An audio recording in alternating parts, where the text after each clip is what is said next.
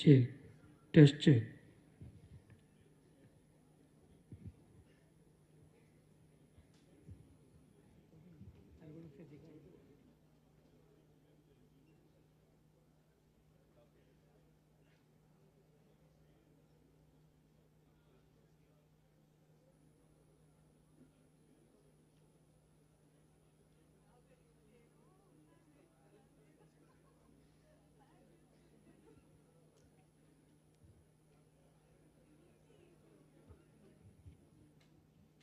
Check, test check.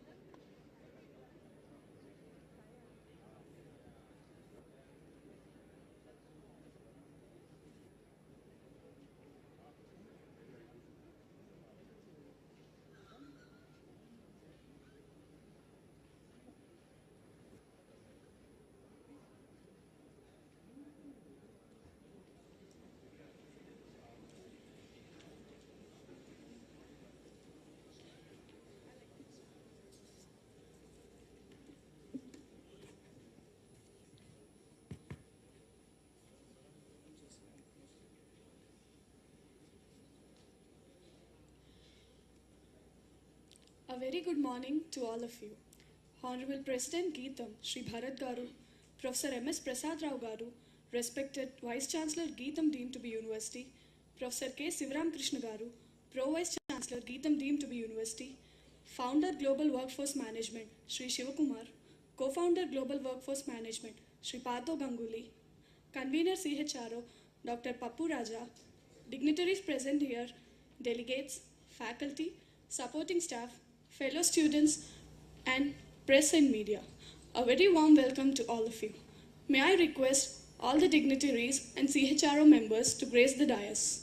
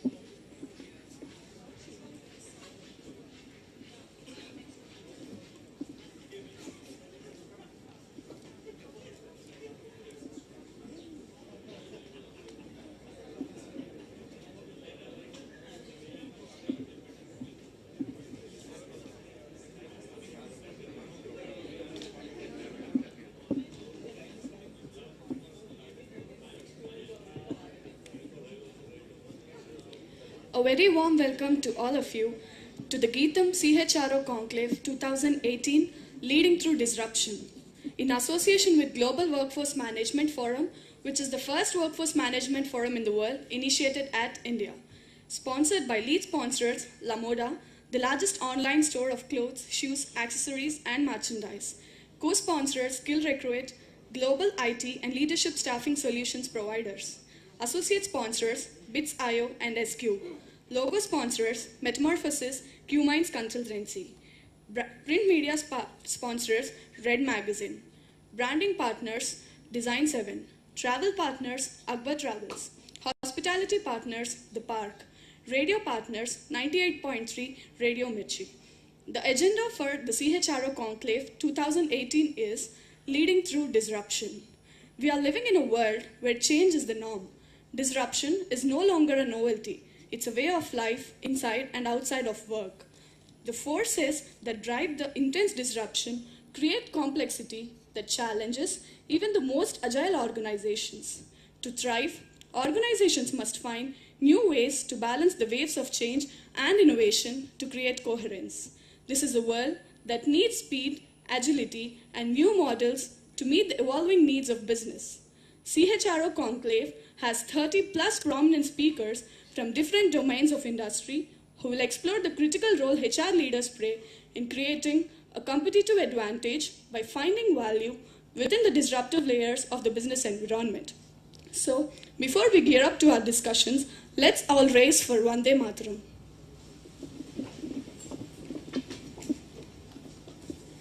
Vande Mataram. Vande Mataram, Sujalam, Sufalam, Malayaj Sheetalam, Shasya Shamalam Mataram, Vande Mataram,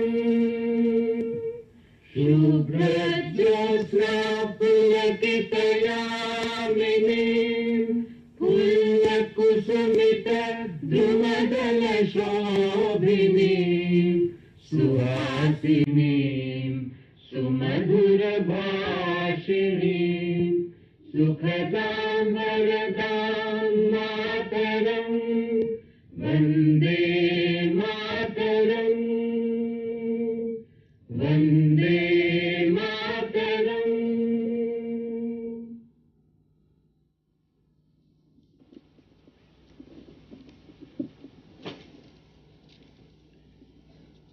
Light is the symbol of brightness and prosperity.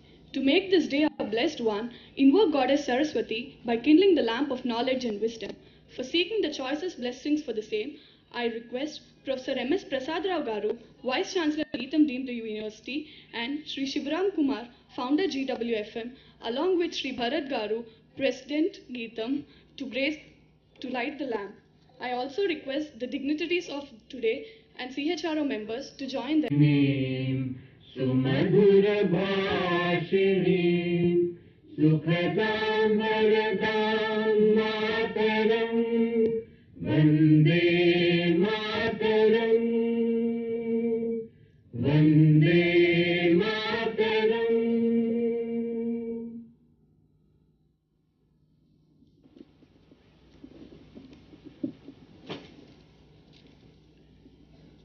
Light is the symbol of brightness and prosperity. To make this day a blessed one, invoke Goddess Saraswati by kindling the lamp of knowledge and wisdom. For seeking the choicest blessings for the same, I request Professor M.S. Prasad Rao Garu, Vice Chancellor GITAM Deemed University, and Sri Shivaram Kumar, Founder GWFM, along with Sri Bharat Garu, President.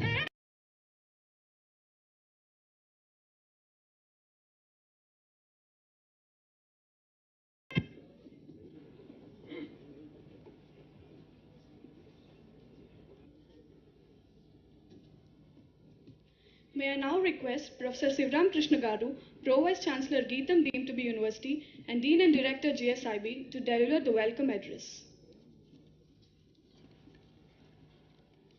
Sabhaku Namaskaram. A very good morning to all of you. A warm and hearty welcome to this CHRO Conclave.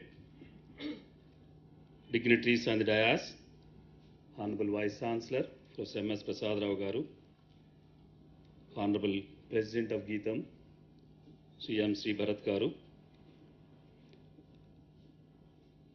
of the dais, our governing body member, Hamza K. Mahdi, heads of the institutions, Registrar of GITAM University, heads of the departments, faculty, delegates, student friends, and today's distinguished speakers on the dais, press and electronic media. I feel it's a great privilege and honor to welcome you all once again for this Chief Human Resource Officers Conclave, which is going to discuss on leading through disruption. First of all, let me thank all CHROs for two reasons. One is they have done a lot of service to the corporates and to the society by managing human resource. Out of all the resources given by the nature, the greatest resource is human resource. So we are all people managing that greatest resource for taking care of the other resources on this universe. And the second reason for accepting our invitation, gracing this occasion, and going to bless GITAM Deemed to be University as a CHROs of various great corporates. This conclave is aptly designed by the Global Workforce Management and GITAM School of International Business by taking a topic, leading through disruption. Disruption has become the way of the life. As an individual, we have to disrupt from our present status and move on for the betterment of individuals, his own thing. Disruption is not for the sake of moving from status quo to something. Disruption is always to add something more, something better, something qualitative. That way, as an individuals, we have to disrupt from our status quo. As a functional person, we have to disrupt. As an organization, we have to disrupt. As a state, we have to disrupt from the existing and go for a better things. As an economist, the disruption has become the way of thinking. That's how we are seeing in the worldwide, disruption is the buzzword. If you won't think in a disruptive way, you are going to be disrupted as an individual, as a function, as an organization, as an economy. That's what we have been observing worldwide. This conference has aptly designed to sensitize, particularly the student community who are going to take the lead, who are going to be the torchbearers of this particular society. You people have to understand what do you mean by disruption, how to develop the thinking of disruption, how to use the disruption for the betterment of corporates and society. And the academicians and academic institutions have to think how disruption is going to take care of in their academic curriculum and academic design and all that. And corporates also, some of the delegates are here, they also will understand the importance of disruption, how to take care of it. That's how it is like a sensitizing all stakeholders who are going to be affected with the disruption. This conference is going to be a benchmark. It is going to make a lead. This is going to go into further deep, I think and I hope, other academic institutions, corporates and student body and professional bodies will take a lead that everybody has to think and talk and do something about disruption. Then only we are going to the forefront wherever we are, as an individual, as a corporate, as an economy. That's how aptly designed, and I congratulate Raja, Professor Raja Papu, who is the convener of this particular conference. I think from the day he started this particular concept till now, he is in a great pressure and see that to make it as a grand success. I really congratulate him. Single-handedly, he has done all the things with a little bit support of all of us. Our support is only just give him a conference. Rest of the things he did it on his own. I congratulate him. And I congratulate Global Workforce Management for supporting him and for giving him an opportunity to host this particular event here. I thank them and congratulate and taking a lead in this particular disruption technology and organizing this type of activity in academic institutions. I came to know within 3 years of this particular forum, they have organized more than 30 events of such nature. It's a great contribution to the society and corporate. With these few words, I thank our Honorable Vice Chancellor and President GITAM for giving us an opportunity to host this event and make it as a great event in the GITAM University. Thank you, Your Honor. Thank you, sir, for giving us insights about disruption. May I now invite Professor M.S. Prasad Rao Garu, Vice Chancellor GITAM deemed to be University, to deliver introductory speech.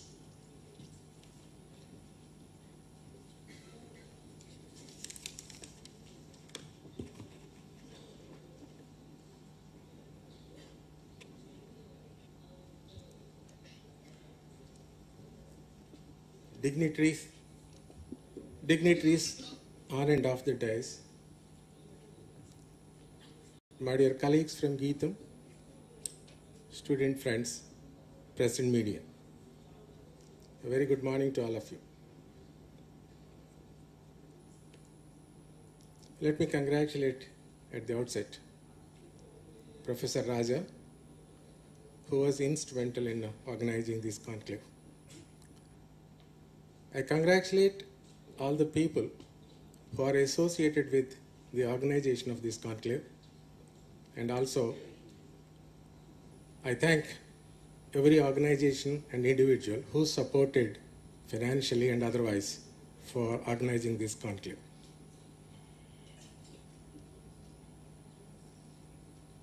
It's not an easy task to bring 30-odd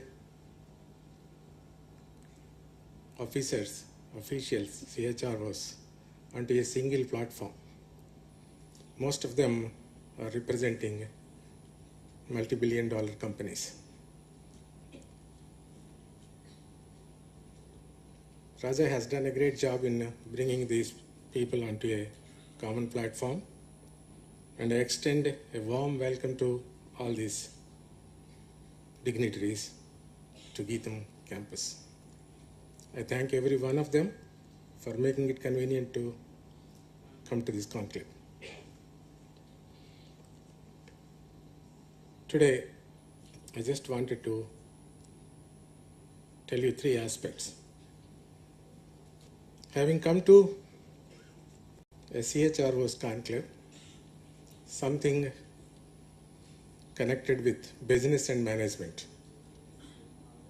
Even though I'm not a business guru, not even a business student, I should talk something about business and management. In this process, I'm privileged because people who are not in politics, they can talk a lot about politics. They do talk about politics. I'm not in politics, but I'm not also in business also, but I can talk something about business because there won't be anything to cross-check for you regarding my past statements. There is nothing for you to counter whatever I talk. It just goes like that. So I am privileged with that. The second aspect is that I would like to present before the dignitaries what type of talent I can offer from my university so that they can safely recruit our people. The third thing is I would like to request the dignitaries to tell our students the scope of their individual companies and what is it they are expecting from the university and from our students so that they can get ready and face the interviews and get proper jobs in their respective companies. That is the main purpose as far as I am concerned. That's my motto as far as my students and my university is concerned. I'm not bothered about the rest of the aspects. We have 4 business schools in GITAM University. The GITAM School of International Business, GITAM Institute of Management in Visakhapatnam, and Hyderabad Business School and Business School in Bangalore campus. So we have 4 business schools. Every year, there are so many business professionals going out of our campus.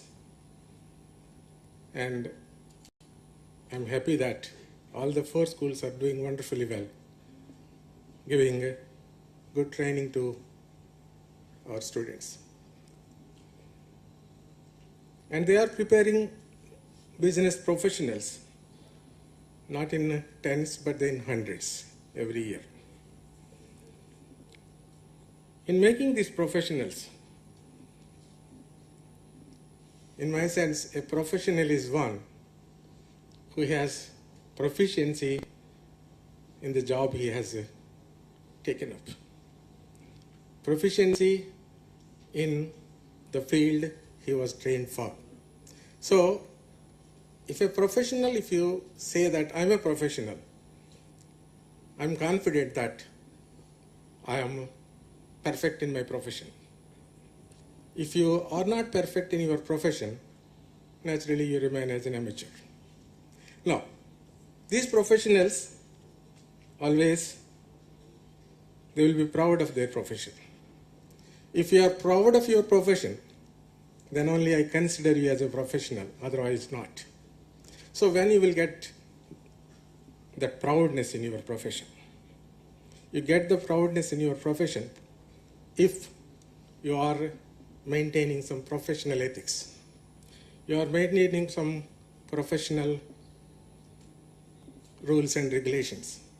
If you are maintaining your integrity, if you are maintaining your dignity, then you say I'm a professional.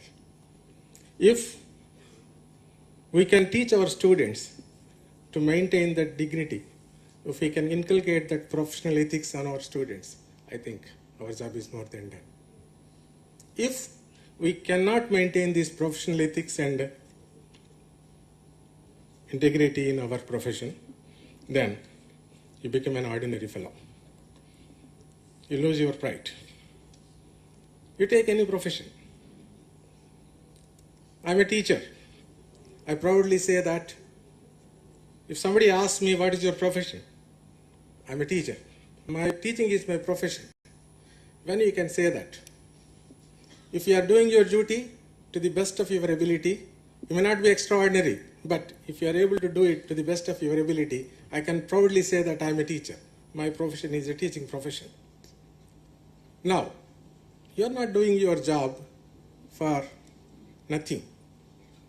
But my job is teaching. My job is not earning. There is a basic difference between the two. I'm being paid for what I'm doing, but I have to maintain my family. That's what for I am paid. But my profession is teaching. My job is teaching. Similarly, if somebody asks, what is your profession? I'm a sportsman. If Virat Kohli says, I am representing 130 crores of Indians as the captain of Indian team, we salute him. If he says that I am playing for the money I am getting, then we disown him. There is a difference between the two. When Mohammad Azharuddin scored 3 centuries on the trot in the first 3 tests he played, Imran Khan came out and said, give me Azharuddin, give me Azharuddin. I can beat any team in this world. But when he was involved in match fixing scandal, now even an ordinary fellow is not ready to shake hands with Azharuddin in public. That's the difference between maintaining ethics and professional efficiency and ethics. So that's what happens. For example, you take any politician. What is the respect a politician gets? What is how you treat a politician differs individual to individual. You name Lal Bahadur Shastri, you salute him. You name Sardar Patel, you salute him. You name Abdul Kalam, you salute him. Did everybody else get the same recognition and honor? Certainly not. What is it that is differentiating these people from rest is their character. What I want to emphasize here is that in all these people, whether it's politics or sports, or if you are a doctor or engineer or a teacher, whatever it is, there is a common goal for every one of us. If you are sincere to your profession, that is the well-being of the society, the well-being of human beings, the well-being of the people around you. All these people will be working for a common cause. If that is there, those are the people who will be respected. If that is not there, these so-called extraordinary people will become just less than ordinary. They will not be considered for anything. Now, in business, these business people, when you ask a person, what is your profession? If a businessman says, business is my profession, if he can raise his head and say, business is my profession, he will be able to say that provided his business is useful for the society. But once you say business, only answer you get is business is for earning money. If that is the cause for which you are doing business, then you will not be able to raise your head and say that I'm a professional businessman. So, the teachers with us now, if we can inculcate that spirit of business in our students, saying that business is for the good of the society, business is not for making money. If you can inculcate that, I think we have done more than our job. This difference you can see. See Tatas, see Ambanis, see Adanis. You can see the difference, I need not tell you. Now, coming to academics. It is unfortunate that nowadays people started making academics also into a business. It is very unfortunate that any politician in India, out of 540 lawmakers, each one has a academic business, either in his name or his spouse's name or his son's name or daughter-in-law's name or daughter's name. So academics has become indigenous nowadays. You can ask, GITAM also belongs to a politician? No. GITAM was started by an academician in the beginning. Later, he was dragged into politics. He never started GITAM with his business background, rather political background. It was started by an academician, a great visionary, Dr. MBBS Murthy garu. Unfortunately, he is no more today. He met with an accident recently. Had he been today here, he would have been the most happiest person. Unfortunately, we miss him today. So academic business has crept into academics, which is very, very unfortunate. Now, what I want to say here is, GITAM stands apart from this business outlook in academics. GITAM was started in 1980 as an engineering college.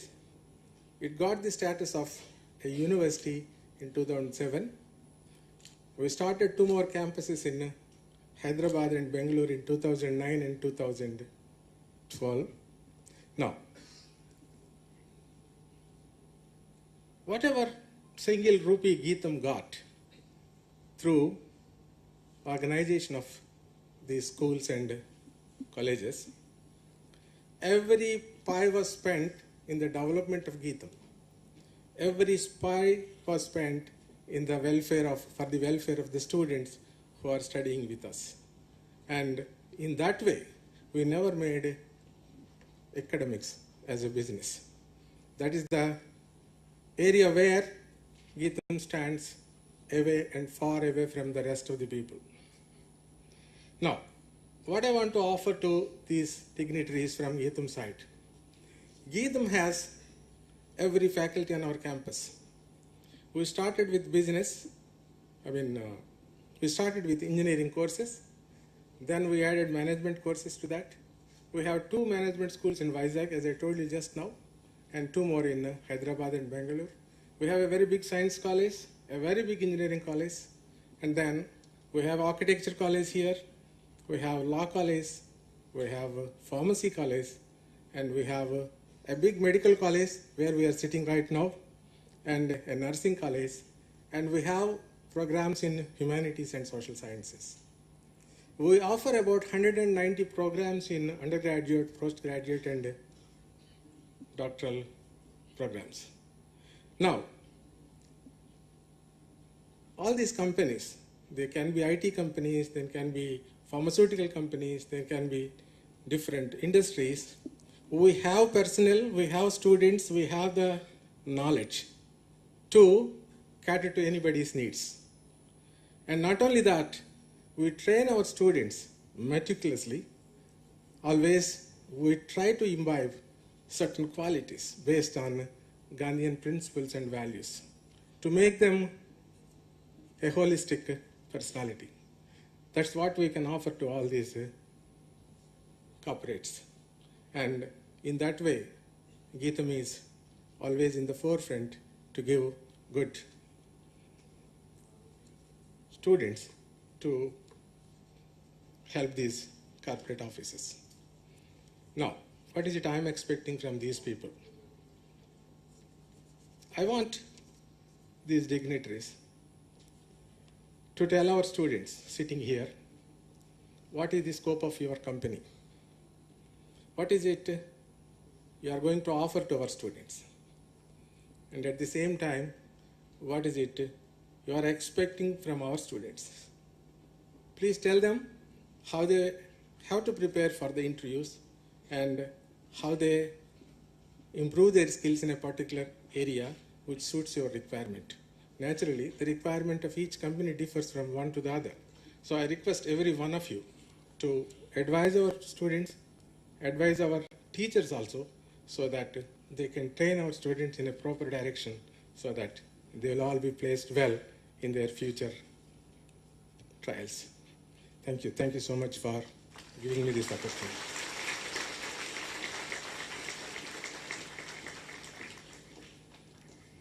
Thank you for the wonderful speech, sir. Emily Dickinson famously said, "The soul should always stand ajar, ready to welcome the elated experience." Today, we are delighted to welcome a bevy of achievers to GITAM. Ladies and gentlemen, please join us in the felicitation of the senior HR leaders from the greatest of the companies and from across India.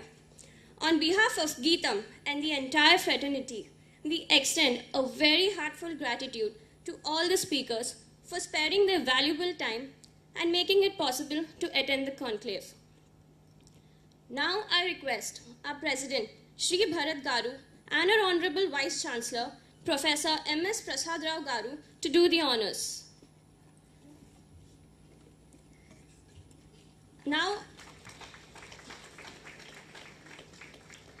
I request our President to felicitate Unmesh Pawar, Partner and Country Head, KPMG.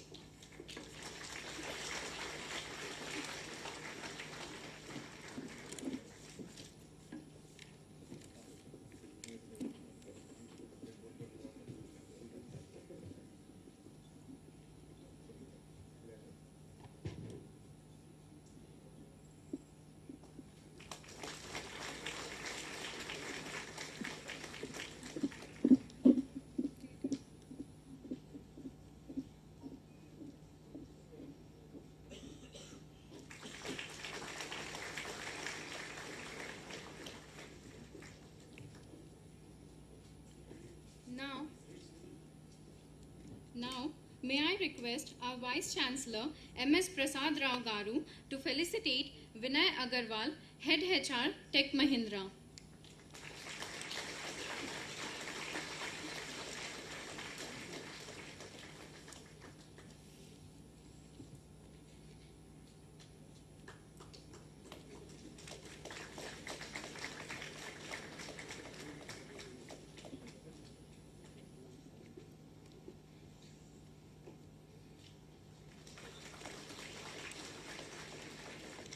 Now I request our President to felicitate Annapurna A, Director HR, Inspiraj.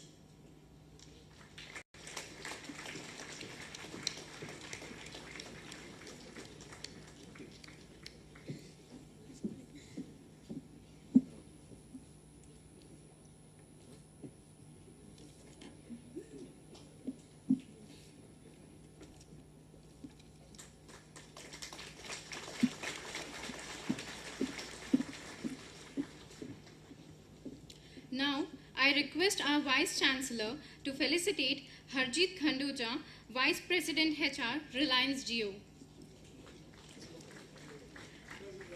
I request Venkatesh Palabatla, CHRO, GMR Hyderabad International Airport.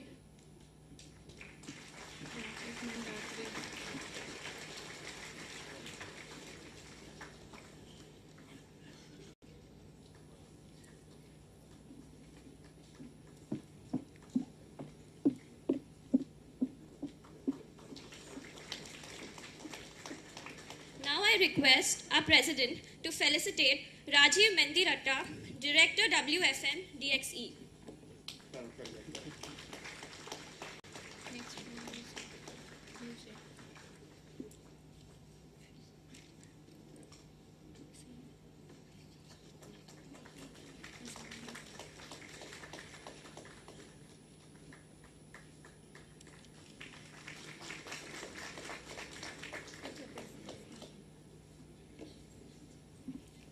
Now, I request our Vice Chancellor to felicitate Augustus Azaria, Associate Director, IBM, to felicitate.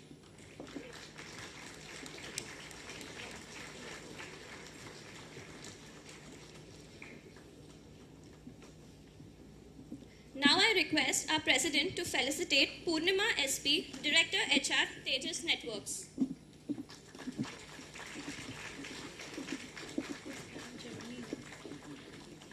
I request request our Vice Chancellor to felicitate Ashish Gaikar, HR Leader, Capgemini.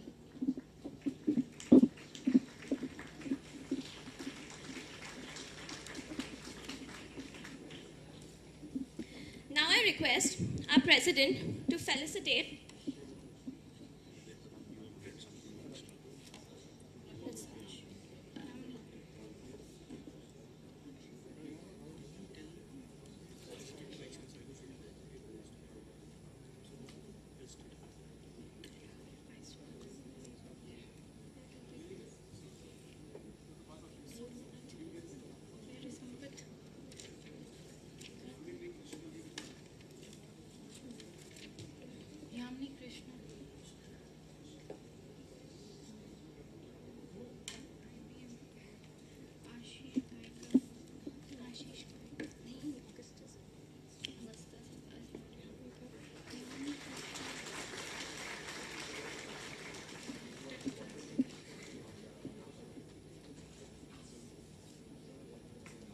Now I request our President to felicitate S. Yamini Krishnan, Director HR, South Asia, IMS Health.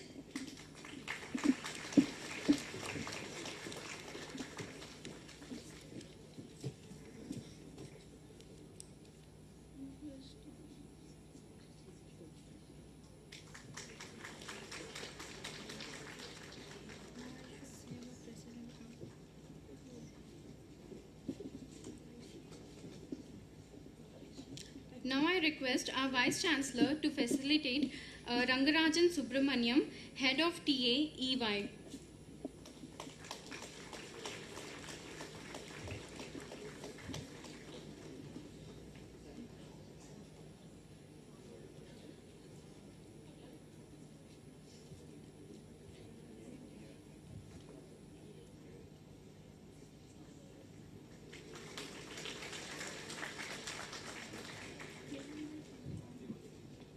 Now I request our President to felicitate Kiranmai Pandyala, former Corporate Vice President, AMD.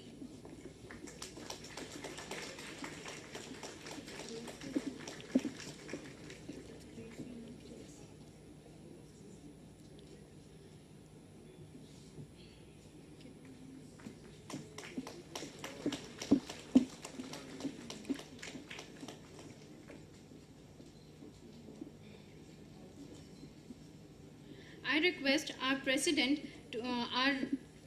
to facilitate Gracie Sampson, Senior Director HR, Informatica.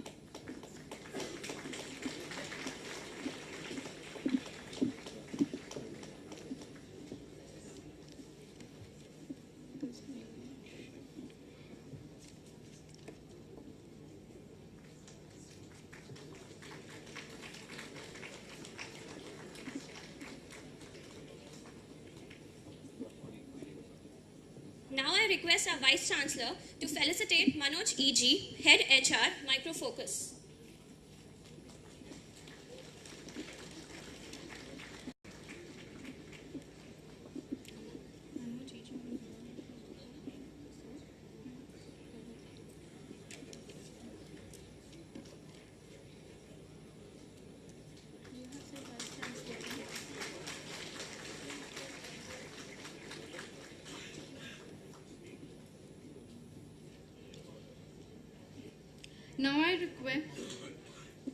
Now I request our President to felicitate Prabhakar Lingareddy, Vice President HR, ITC Agro.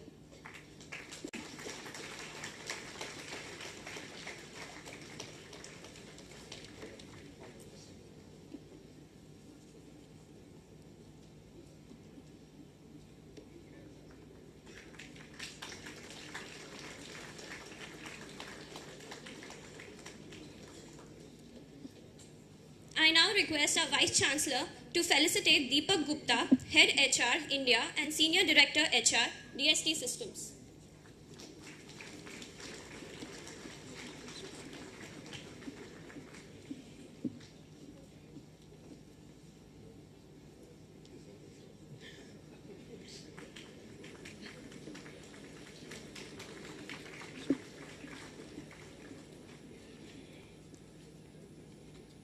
Now I request our President to felicitate Rajesh Chandran, Vice President TA, ITC Infotech.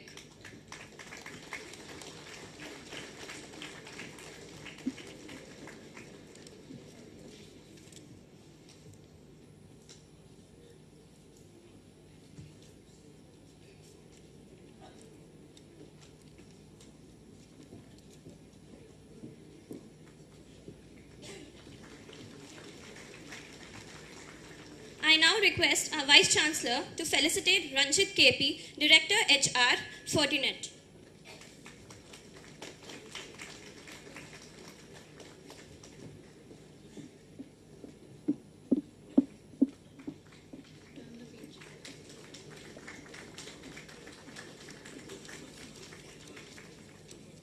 I request our President to felicitate Anil Chandra, Director HR in Mobi.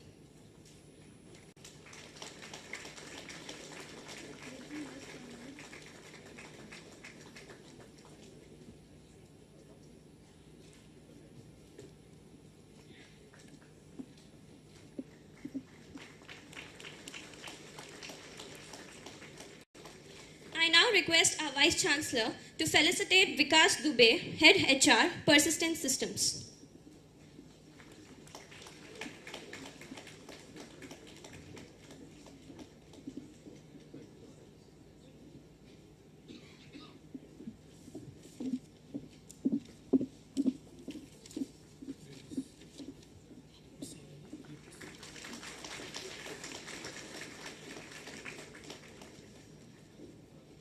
I now request our President to felicitate Ranganath IVS, Head of HR, Sriram Bioseed Genetics.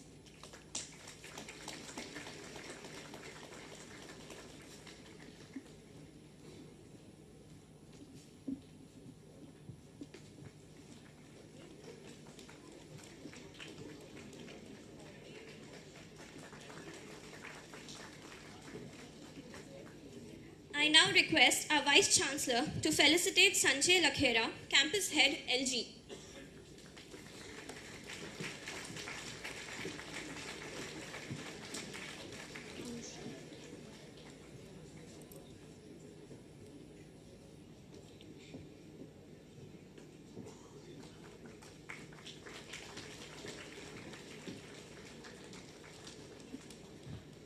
Now I request our President to felicitate Rohit Mogra, Vice President HR, Jush Bank.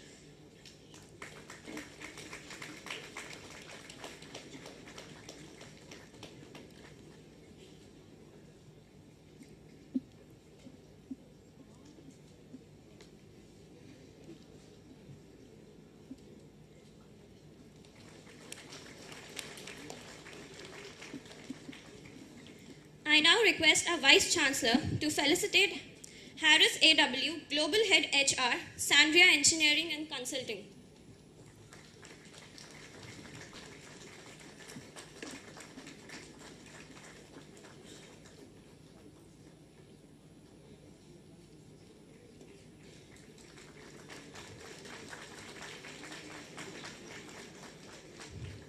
I now request our President to felicitate Madhavi Saripalli, AVP HR, HSBC Bank.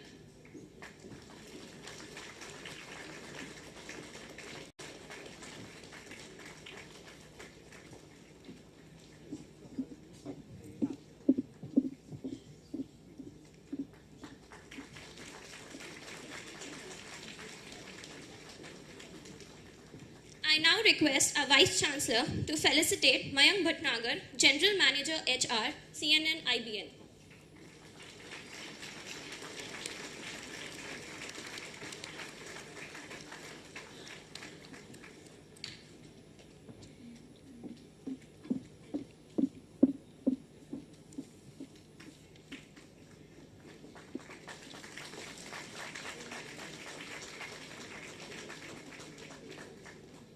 I now request our President to felicitate Jagannathan V, Senior Director, Biocon Limited.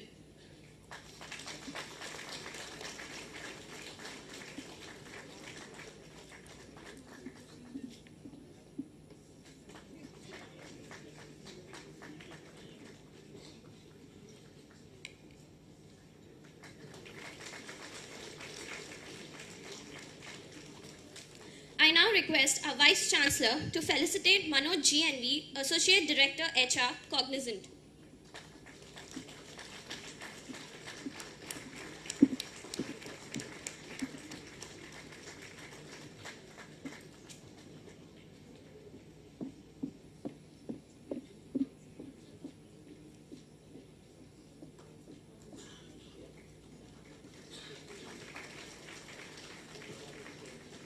And finally, the founder and co-founder without whose support we couldn't have done this conclave, and I request our president to facilitate Partho Ganguly, co-founder GWFM.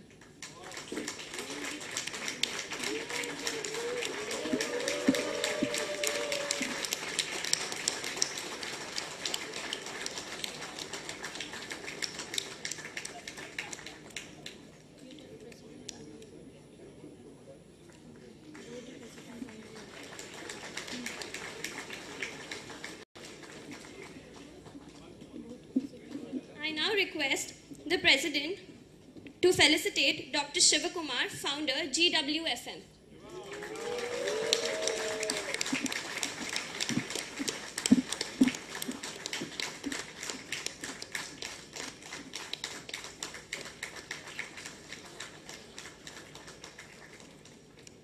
I now request the dignitaries on this stage to stand for a group photograph.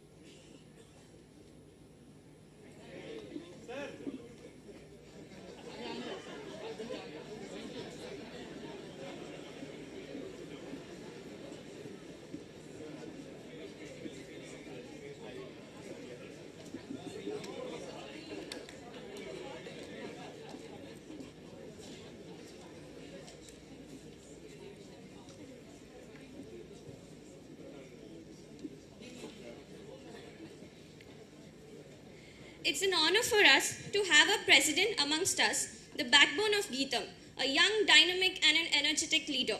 Ladies and gentlemen, please put your hands together to welcome President GITAM Shri Bharat Garu to deliver the presidential address.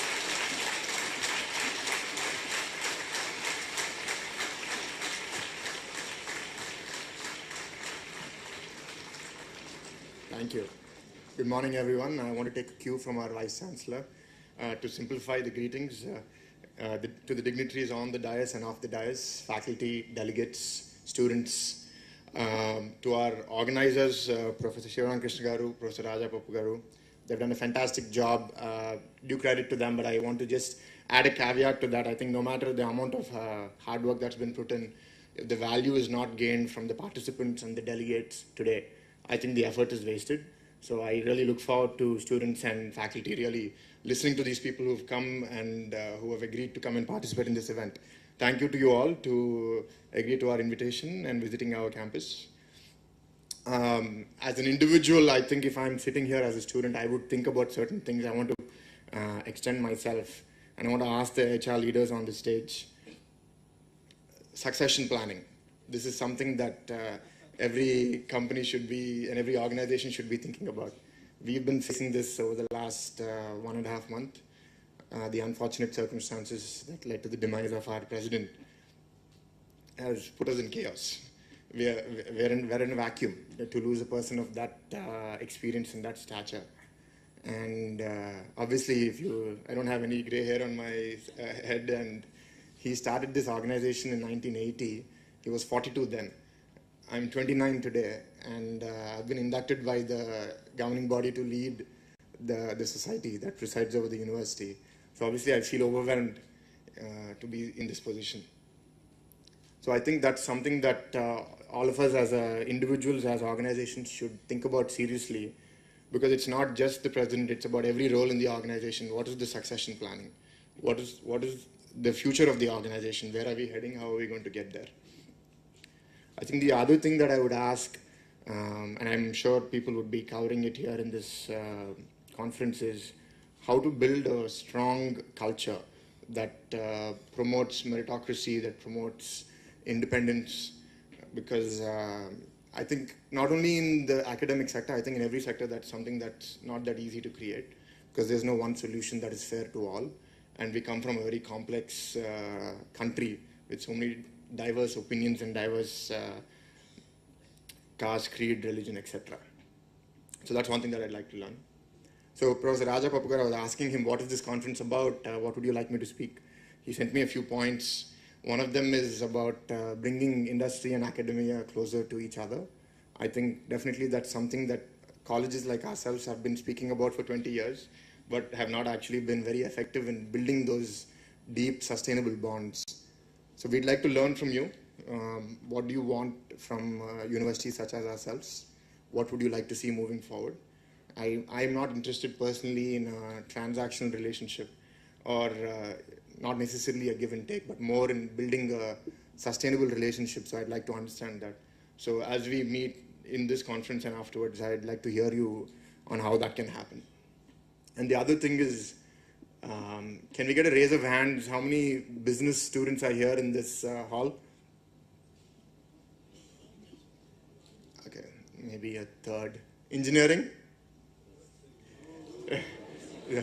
The larger. HR, so that would be a specific subtrend of the MBA program. So I think that is covered in the MBA thing. So engineers don't feel, why are we here?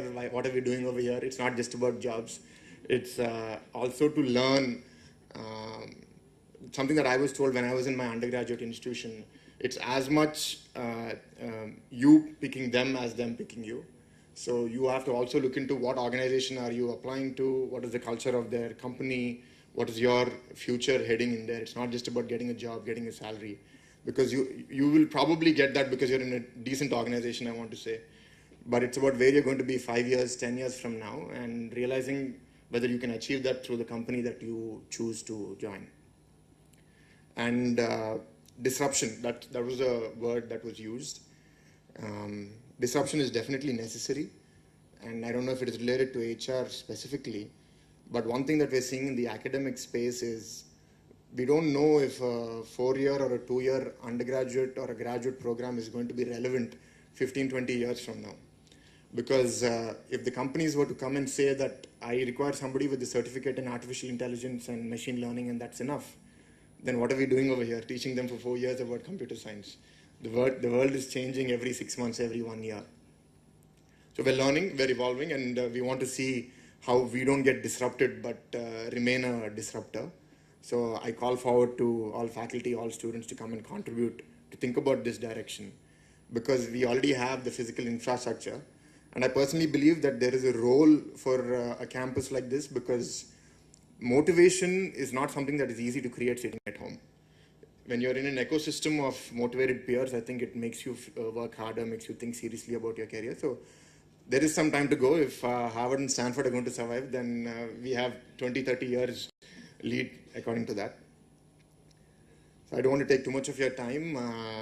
I've enjoyed coming and addressing you all, because this is the first address that I've made to a large audience since I've been inducted as the president.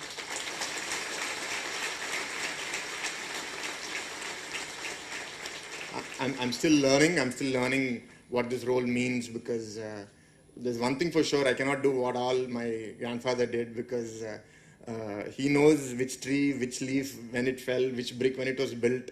That level of understanding and love for the organization takes time to cultivate. But I bring the passion and the interest to learn from everything that has happened in the past, but also at the same time see what is it that is required for the future and be prepared to address those things and move forward. Thank you.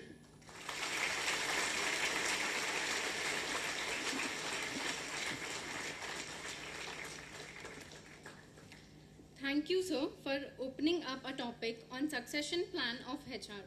Now, I request Dr. Raja, convener CHRO Conclave, to deliver vote of thanks.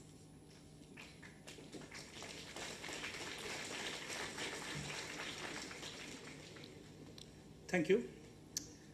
I consider it a great privilege to propose the vote of thanks to all the dignitaries who have been part of the first GITAM GWFM CHRO Conclave.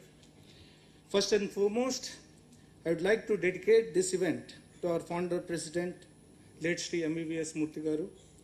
I am sure we all will work hard towards carrying his vision forward. I would like to thank our new head of the family, Honorable President of GITAM, Shri M. Sri Bharat, for extending his full support. He has taken personal interest and drove this event.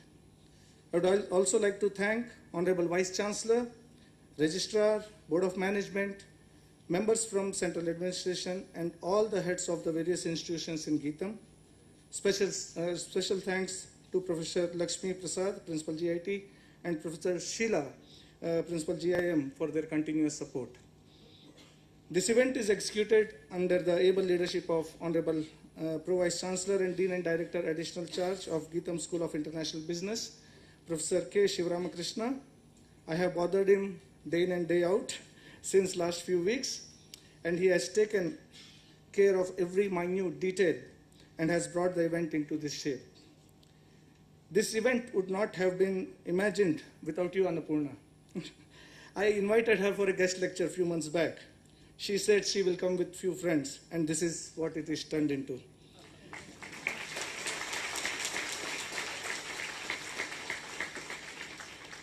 A big thank you to GWFM, my friends Parthuda and Shiva, for conceptualizing this event and working behind it tirelessly, resolving each and every query of me and managing my mood swings graciously. Can't thank you enough for all the help you have done. The sponsors of the event, Lamuda, Skill Recruit, Bits.io, S-Cube, Metamorphosis, Q-Minds Consulting, and all the event partners. You are the backbone for this event. I extend my special thanks to distinguished speakers who took out valuable time off busy schedules to participate in this conclave. Your presence and active participation are highly cherished. I take this opportunity to express our sincere thanks to delegates, invitees, HR professionals, press, and media.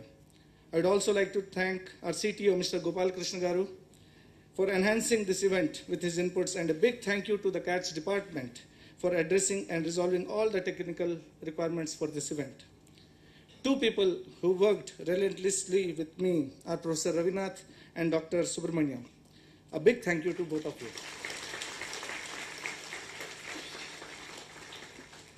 I would also like to thank my fellow colleagues of GSIB who handled various committees, administration, and support staff for their amazing support. I would also like to thank Commander Gurumurthy and his team at GIT, Uma Madam from GIM, and other staff members of GITAM for their support. A big thank you to the campus ambassadors and the coordinators of the event. You have put in a real hard work to make this event happen.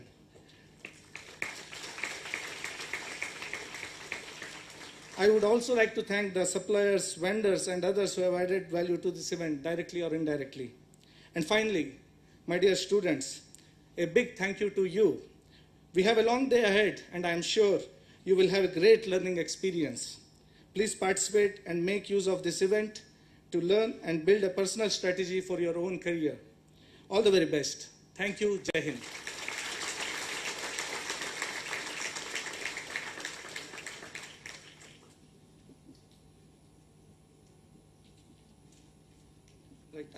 sorry. Now, I would like to invite our chairman of the committee to felicitate our Honorable President, Shri M. Sri Bharat.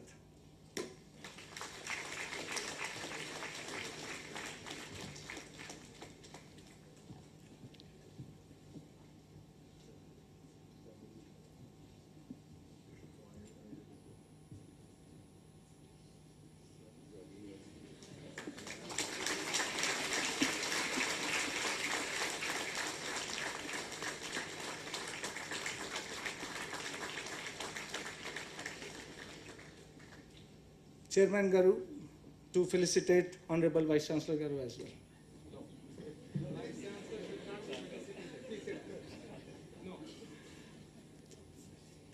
We'll continue this event and I'll hand over the further proceedings to the GWFM team. Thank you so much.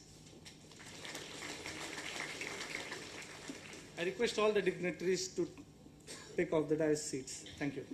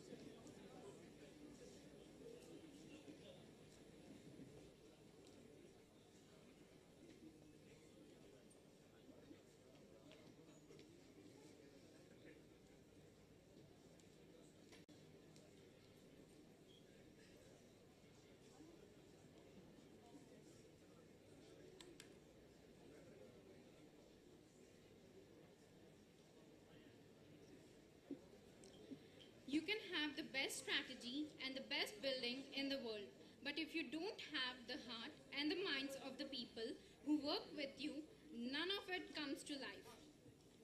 While businesses race into the digital age at breakneck speed, the HR department attached to these companies are running to catch up.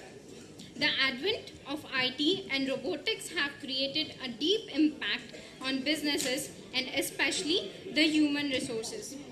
People today are apprehensive of simply being forgotten in the company's quest to get ahead. Global WFM network through this conclave is trying to explore how new paradigms are evolving as AI, robotics, and machine learning engulfs the world of HR.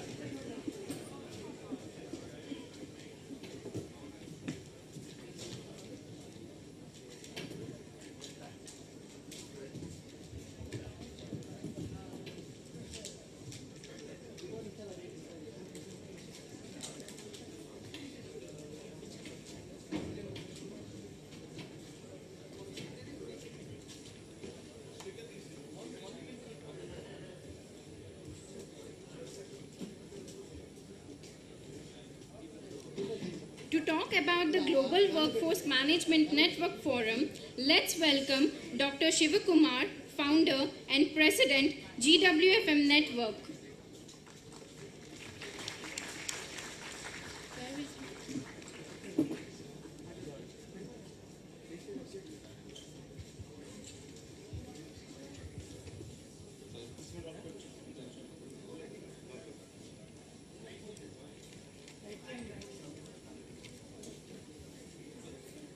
Good morning.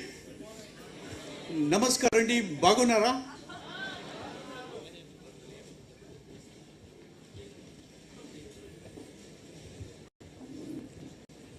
It gives me a great pleasure being here, and it gives us a great pleasure being here.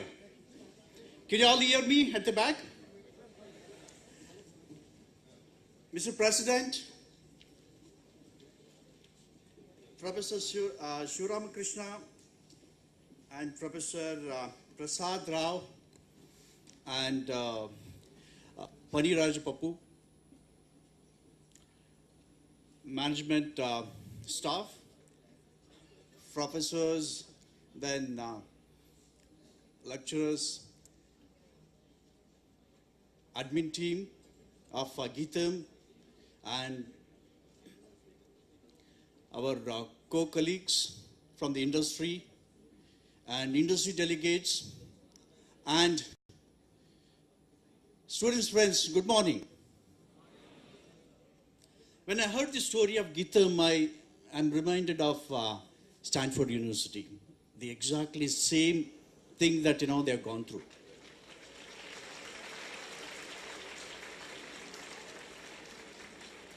Isn't it that you're part of this? And since yesterday, I've been experiencing GITAM University campus and kind of hospitality is just mind-blowing and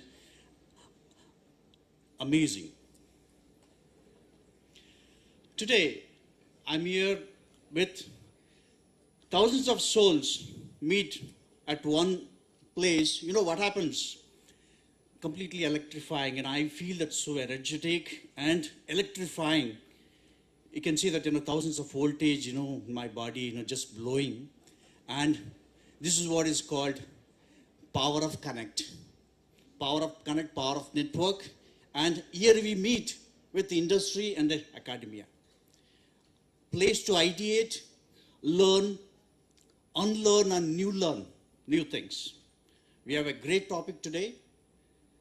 Leading through disruption is the right topic to discuss at the right time. We have 30 speakers today going to talk about multiple things. They all come from Hyderabad, Chennai, Mumbai, Delhi, and Bangalore. Friends, leverage the opportunity. And today is the day. 2 keynote speeches, 4 panel discussions, 4 master classes, and every event series is getting into the video streaming.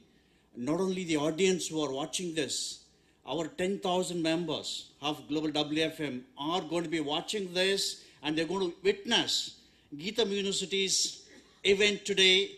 And today is the day that we're going to blow the roof, isn't it?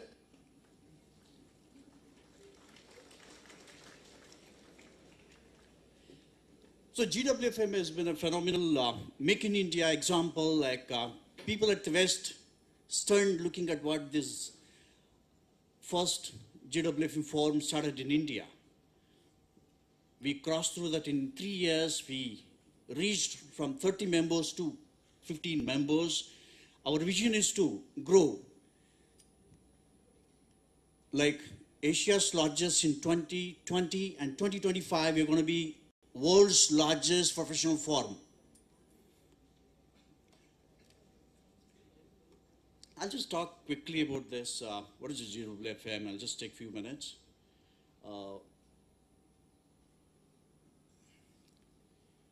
This is a vision that we have. We're going to be market leader, especially APAC, Asia-Pac market leader by 2020, and 2025 we're going to be a lakh of members.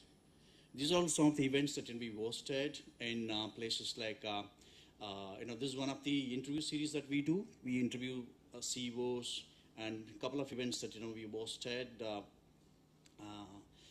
Me and Partho have been working closely to bring this forum up, and trust me, this is the non-profit organization, and we don't have any membership. People who join us in social media becomes members, and they learn and get to see updates which are happening in the market, networking, and huge knowledge sharing happens. Few of the events that I'm just going to flip through. These are all the events with Jain University, and every event that we hosted, like more than 200 industry delegates. This is in Mumbai. We were the first one to talk about reskilling and redeployment 2 years back in the industry. This was the event that we hosted. This is another event in SPJ in Mumbai, and we talked about Women's Day, and then another one, Leadership Redefined, Women's Day, where we awarded more than 27 top women leaders from multi-professional background. And besides that, we had been for a lot of outing and a lot of fun. This is another event which we talked about reskilling and redeployment in IIM Bangalore. And we had been to KIT and FABs in Mumbai. We released a few of the books of our members. This is another big event that we hosted in LPU with 30 speakers initially, and they wanted us again. We went with 45 speakers.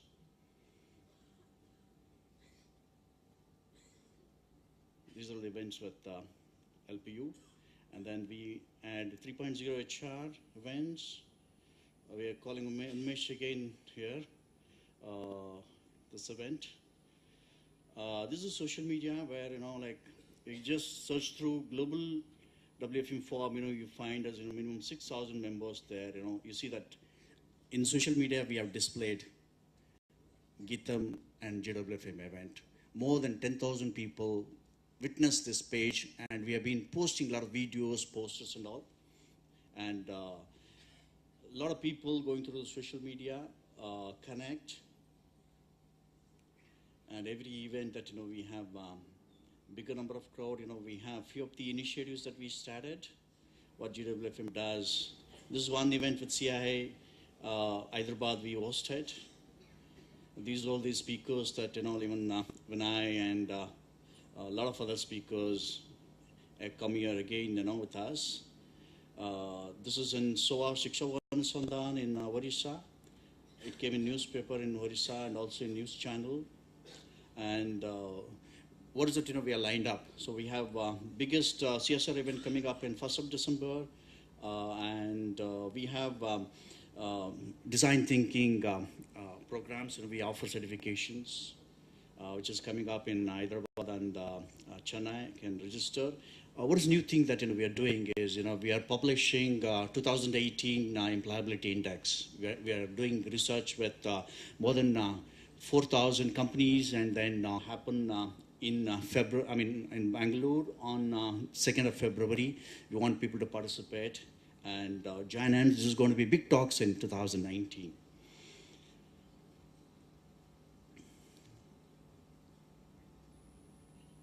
And we have our own media. So to connect with people, learn new things. This is where we exist. And join us in social media. Today's event that, time to leverage, we have come here to share knowledge and build network with you people. And our relationship, GWFM relationship with GITAM started, and we're going to grow. We would help them building skills. Also, we're going to have association enhancing syllabus. We're going to have industry connect, and we're going to have a lot of engagements with GITAM University. Our journey started now, and we're going to create a lot of initiatives together in multiple places in India, and we're going to grow together, and we want to make GITAM as more employable students, increasing the placement numbers, increasing the quality of education, then connecting with industries, which is where we want to make a difference. Soon we are planning to introduce students chapter here, and also Raju and me are talking about setting up a design thinking lab here, which is going to be excellent. This design thinking lab is designed in Stanford University. We want to bring such similar platform in GITAM University. With this, let me not take much of my time. We have speakers. We are all excited to see them and also listen to them. With this, friends, have a great time and connect us with the social media. And we are there today to connect with you people. Thank you so much. Have a wonderful day. Thank you.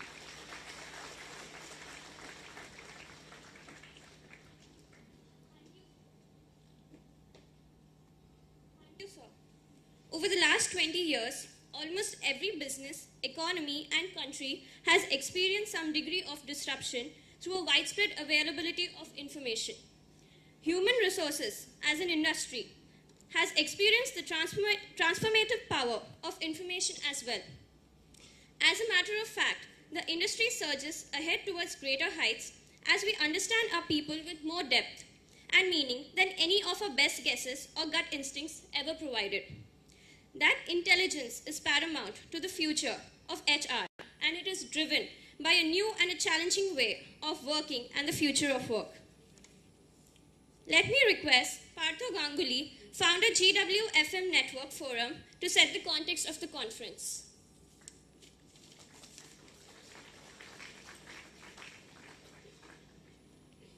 Give me an I.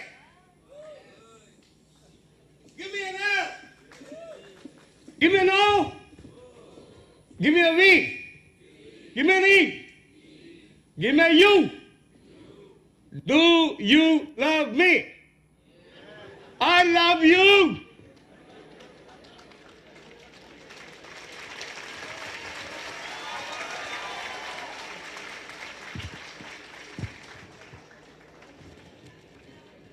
First of all, this is to my friends, my age.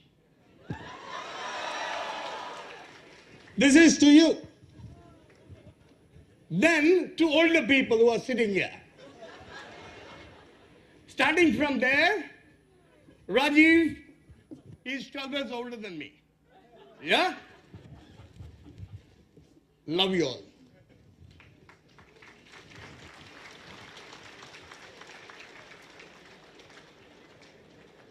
My fondest respects, I'm sorry, buddy. My fondest respects to GITAM for doing this.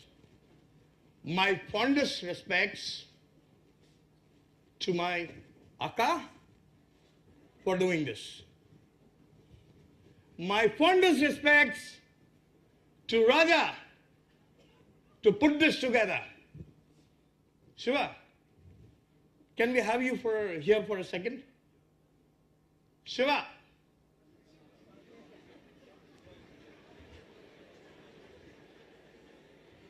Missing in action? All right. Let me call Akka on stage. Akka, on the stage, please. Raja, on the stage for a moment, please.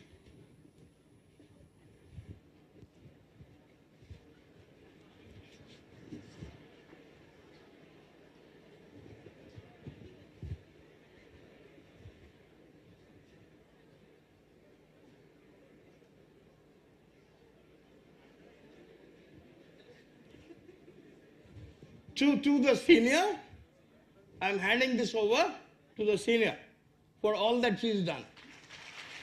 You can give it to him.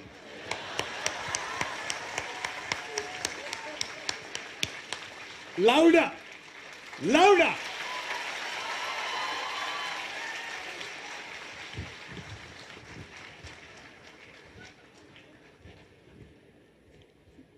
Now I'm slowly forgetting as to why I'm here. Okay? So, you know, there are times when my learned HR friends talk about EQ, but I don't have the IQ to understand what is EQ. I get driven by my heart. So by the time I'm driven, this policeman, then says, buddy, you're moving too fast. You know, at 58 plus, that is. Okay? Am I moving too fast is a question that I'm still asking. Right? But you know what happens? Each time life gives me an opportunity to disrupt. And why that happens? Is because of these breathtaking people who connect with me with their heart, because my brain is something that they can't connect. It's dead long ago biologically. Right? So all these people who are here today, they are part of the community that I was fortunate to build along with Shiva.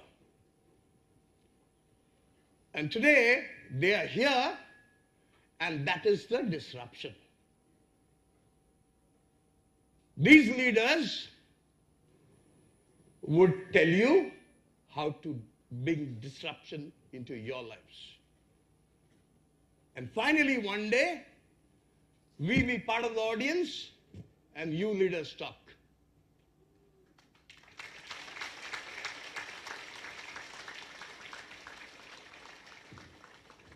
Raja is looking at me from there, saying that, we need to keep things and go by the watch. But if I have to watch the watch, I disconnect from here. So it's my choice, not yours at the moment, because I'm here, right? Now, as the co-founder of the forum, I actually need to set the context. But I think there's no better context setting than connecting it straight to your heart. And I've learned it from my very, very dear friend who's just come in. Thank you, Arjit, for teaching me this.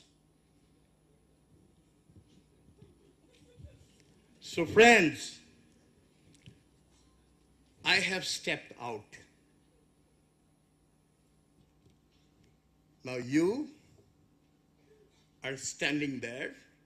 It's your time to step out. Step out of the zones of aberrations.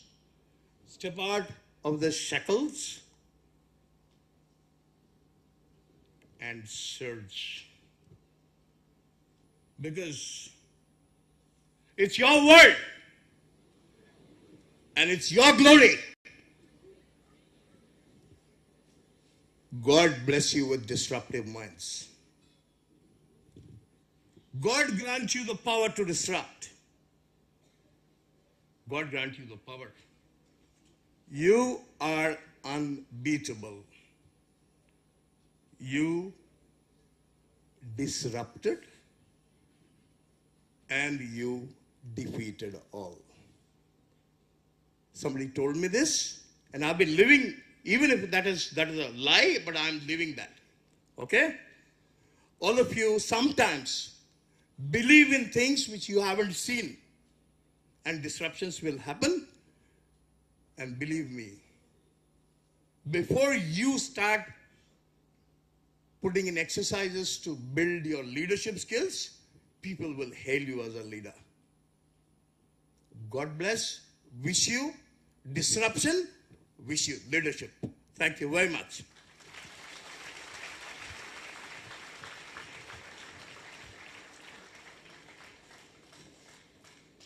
Thank you, sir.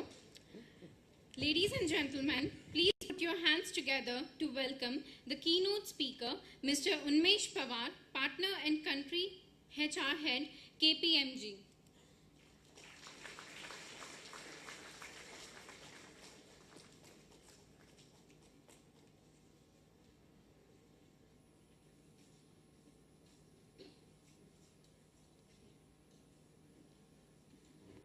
Check.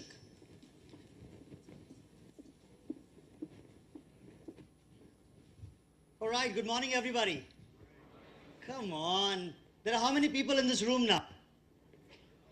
I am told this capacity is what, 1,200 people? That doesn't sound like 1,200 people. Good morning, everybody. Good morning. I like that. That's a lot of energy. Thank you very much. And Professor Raja, thank you for having me here. GWFM, Shiva, Parthoda, thank you for having me here. It's truly a privilege. Coming back to college, coming back with students is always energizing and exciting to be here. And we had a round off the campus. You guys truly have an amazing campus. And really proud of what the founders here are doing. It's my first visit to the city of Vizag, and I can say it's a beautiful city. Right? Couldn't have been a better time, great weather, and had a chance to be along the sea yesterday. I worked out of close to the sea yesterday, so beautiful. So here's what we're going to talk today about. Some of the earlier sessions we talked about the disruptions, and I'm going to try and over the next 30 odd minutes try and lay the lay of the land with respect to what really is happening here. So if you think about, to touch 50 million users, the television took 75 years. The radio took 38 years. How many years do you think Facebook really took to get to 50 million users? Yes? Well, it took 3.5 years. And how much time do you think, how many of you played Angry Birds? It's a bit ancient now. Everybody plays PUBG. How many of you play PUBG here? Whoa, look at that. Yeah, but you know, I'm talking about my times when we got onto gaming. That was Angry Birds. So how much time do you think Angry Birds took to really clamp on? 1 year? Well, 35 days. That, ladies and gentlemen, is technology accelerating to reach the customers faster. Our lives are changing, and if you know what Moore's law is, which says that every 18 months, technology changes almost 3 times. When we sent the man on the moon, the size of that computer was less than what an iPhone 4 was, right? Here we are today, and look at the devices that all of you have, potentially are so powered. Let's look at what's happening in the world outside. And for our friends in business and some of you in international business, I hope this resonates with you. And those in engineering, I'm sure this will resonate with you far more, because I truly believe that India as a country with the demographic dividend that we have, we don't need more employees. What do we really need more? We need entrepreneurs, right? We need people like you who are studying engineering, who are studying sciences, to be able to partner with the folks who are studying management and truly look at what we can create. And I think before we do that, I think it's important to look at what's happening on the geopolitical stage as well as on the macroeconomic stage. And here's why I believe it's important.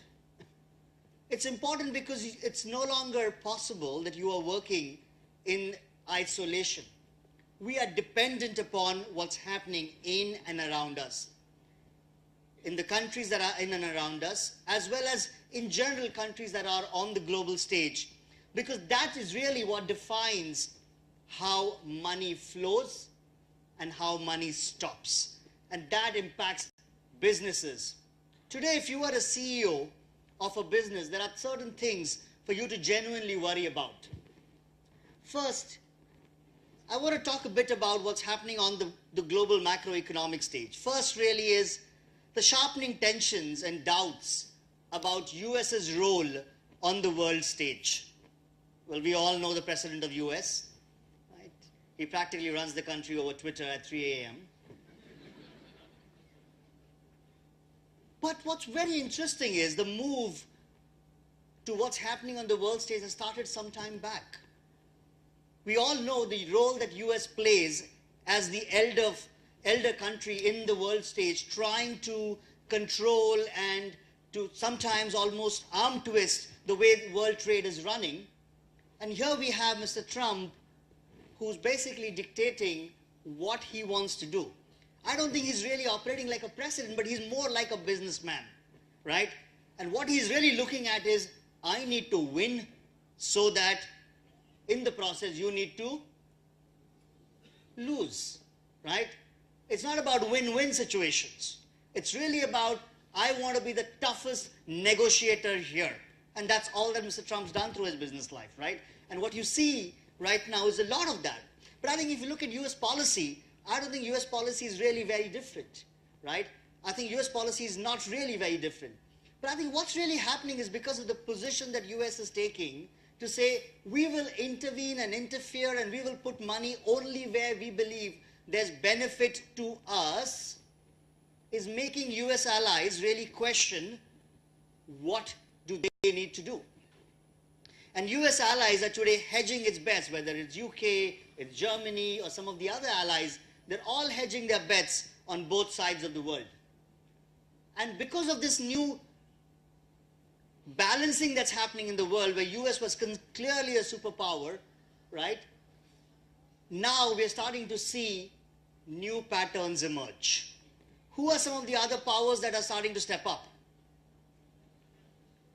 Folks who are starting international business, what are some of the new powers that are stepping up? China. What you're starting to see is some element of rebalancing happen, where China has started, its aspirations are getting much more wider and bolder. It's making more investments. And if you know about the Belt and Road project that China is really working on, that potentially goes all the way into Europe and is going, and then the whole old, what we call as the old Silk Route. And it's really going to open up trade in a very different route.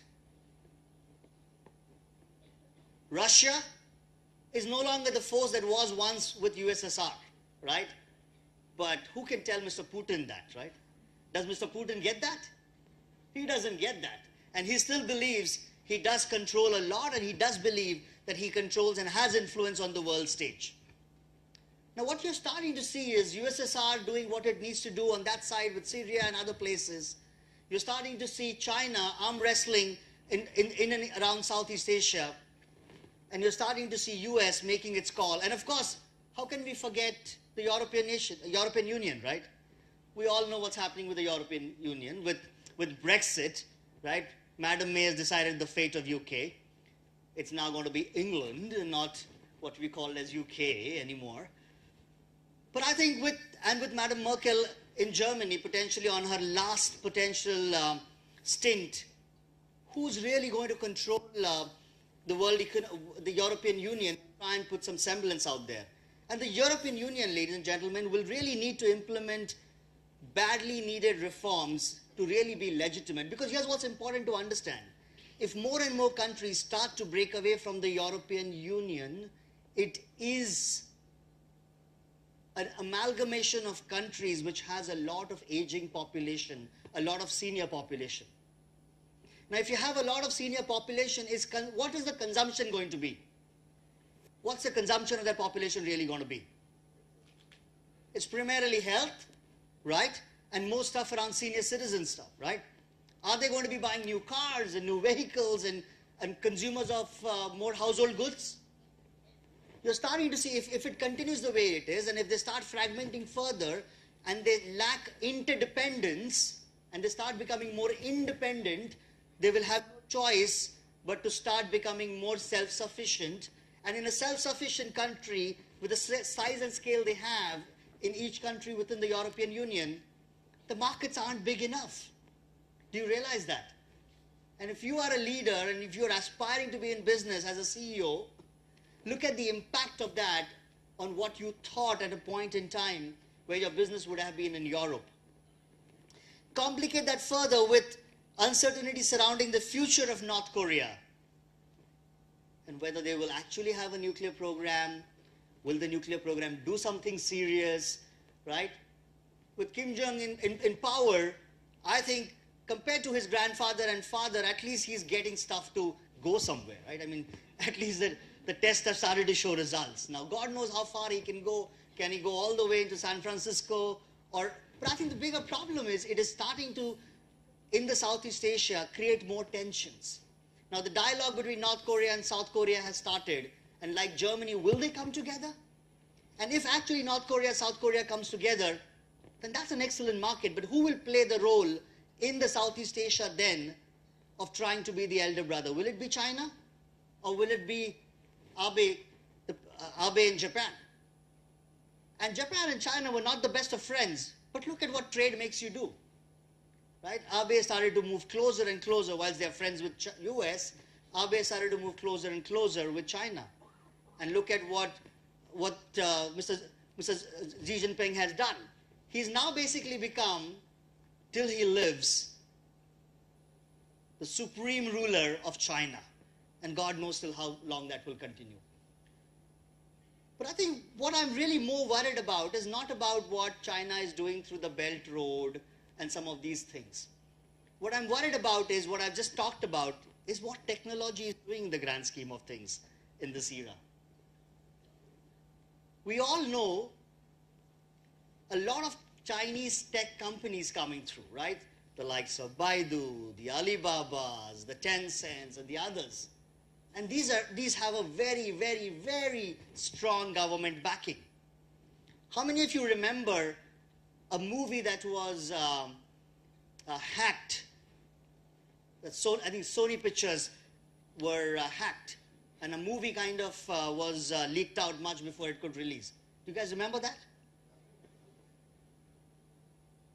So you have active Chinese government influencing and helping its companies from China, the Asian tigers, really go out into the world and start take more center stage.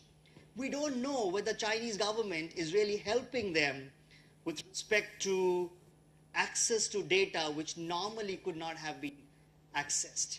And you're starting to see in Fortune top 50 or the top 20 companies, a lot of Chinese companies jumping in. And what I'm really worried about is China will not allow Facebook and the likes of Amazon to come in, right? Because it has to protect its own boundaries, has to protect its own companies. And therefore, as a businessman, as a CEO, whilst I would want one internet, I would want one world, because that makes trade easy. Knowingly or unknowingly, ladies and gentlemen, we are setting the stage for, you know what? For two internets. One that's potentially coming out of China and one that's potentially backed by the US. Europe most likely will fall on the West. But we don't know what will happen to the folks in the middle like us, where we will have to land, and how do we hedge our bets. But this is really very interesting. I mean, if you think about where your business would be, and as a CEO, you can no longer believe that it's one world, and therefore I can have a India out strategy. I need to hedge my bets with what's happening in China, with what's happening in Korea, what's happening with Japan. The Middle East seems to be like in a chaos right now. European Union, we don't know. The Sub-Saharan Africa, with authoritarian leaders, is posing its own challenges. So globalization 4.0 is not as easy as was a decade ago, because countries are becoming more and more protectionist. You're starting to see mobility being affected. So you cannot, today if you have to send people from India to US, to UK, to Australia, to Singapore, it's not as easy as it was before. So mobilizing talent is truly becoming a challenge. That's, I think, a little bit about what's happening on the global stage. And I think I didn't want to scare you, but I think it was important to understand that whilst technology is doing what it is doing, the global macroeconomic and geopolitical forces are also impacting more so how businesses are going to move forward. And technology is only going to enable this to a degree. We saw what's happening with Facebook in the US. The government is ripping Facebook left, right, and center. Now, one way to look at this is the likes of Facebook, Amazon, Google, all out of the US right now. If China is supporting its internet companies and completely backing them up, and the US is pulling them up, what's going to happen with this? Right? No longer will the likes of some of these US tech companies be able to be as profitable as they were, because new norms and regulations are coming in. They may have to shell out more to do what they're doing. And potentially, if you look at the trade wars that are playing out, this could have its own implication. Let's move closer into how this impacts human resources as a function. We looked at broader how it is on the global stage. We're starting to see convergence of industries. We're starting to see situations where I have been experiencing where automotive majors are asking us to say, we're having autonomous vehicles. If you have autonomous vehicles, can you work with us to say how it is healthy to travel in our vehicle? So of course, that is risky to travel in. Autonomous vehicles in India, we don't know what will happen with that, right? But we're saying not only is it safe, but it's also healthy to travel in my vehicle, which means a segment or an industry of life sciences is now starting to intersect with automotive, right? Which wasn't what's happening before. We're also starting to see the rising power of consumers. How many Netflix users in this room? Wow. None of you have seen Sacred Games, right? Not meant for your age, some of you guys. You shouldn't be watching that stuff. But we all know how spoiled for choice we are today with what's happening around us. Today, personalization is the way of life. And when I talk about personalization, it's about the 4R, the alphabet R, right? So what happens around personalization is, first and foremost, you get onto an app or a website, it recognizes you, right? It recognizes who you are. The second thing that happens is it remembers what you did the last time. Right or wrong? Third thing, it starts throwing stuff. It starts recommending things to you. People like you are doing this. People who bought this have bought this. People who have done this are doing this. And the last thing, it is relevant to you. Right? I'm proud about where Flipkart is. But if you go onto Flipkart and you go onto Amazon, you'll know the difference between what I talk about, a stronger personalized engine. I'm sure Flipkart with its AI and machine intelligence will get there at some point. But that's what I mean by the whole personalization piece. Moving forward, I think we're going to start with Industry 4.0. Life's going to really change. I think the early advent of the internet was all about, if I remember my days, was really about using the internet for email. I don't know how many users of Hotmail there are in this room. I believe there would be far and few. Any Hotmail users here? Well, look, I mean, we're like the ancient, fossils in this room. Right? I still use it for all my banking and stuff. I don't know why. I like to believe I'm a hot male, but it's just M-A-I-L. But that's what emails were for, right? That's what the internet was for. Then the internet became really about finding information, right? Then internet was about connecting people. Right? I don't know how many of you remember, but there were MSN Messenger, Yahoo Messenger, AOL Messenger, all the messengers which allowed you to connect. And then, of course, you had chat sites, Yahoo Chat, India Times Chat, blah, blah, blah, chat sites where people could kind of get to know more people. But beyond that, what you're starting to see is the internet of people magnified with Orkut, Facebook, Instagram, Snapchat. Am I missing anything else? Sorry? WhatsApp. Oh, of course, WhatsApp, right? And then, of course, the likes of Tinder and Bumble and whatever other things that play out, right? It's really about connecting people. But the big shift, what we are seeing whilst we are all here, is about things getting connected to each other, right? Which is really around the space of what we call as IoT and Industry 4.0 or Internet of Me, which is really about, imagine the seat that you're sitting in right now, right? If you at some point in time have had a slip disc, if that seat can recognize what angle your posture needs to be for you to be comfortable, it basically says, it knows what comfort you need, hard, soft, medium, whatever, right? Seat. And based on your personal profile, if that seat could alter itself accordingly because it has sensors, and the sensors connect to the internet, and the internet has access to your personal information, what you're starting to see is in and around you, the devices that you're using start to customize around you, and the Internet of Things starts becoming the Internet of Me, right? And that's the big shift. Think about that in industry today. You've seen some of Alibaba's warehouses, right? You're starting to see robos that basically do all the grunt work that's required of moving things from one place to another, and they take that entire order and take it to a human being to say, I have done everything, can you just put a label, figure out this is right, and then get it out, right? That's Internet of Things. How many of you heard about Michelin? Michelin, anybody? What do you think is Michelin? You have Michelin star restaurants and chefs, but Michelin is actually a tire company. So what should tire company actually be doing? Manufacturing tires, right? But Michelin is now launching something called as Tire as a Service. What does it mean? The big move into the future is people realize that people may not be buying as much cars, because I'm sure you have seen that you have people doing cycle sharing. So you can take a cycle from this place, access the app, and then leave the cycle to the next place. That's potentially what's going to happen fast forward of vehicles.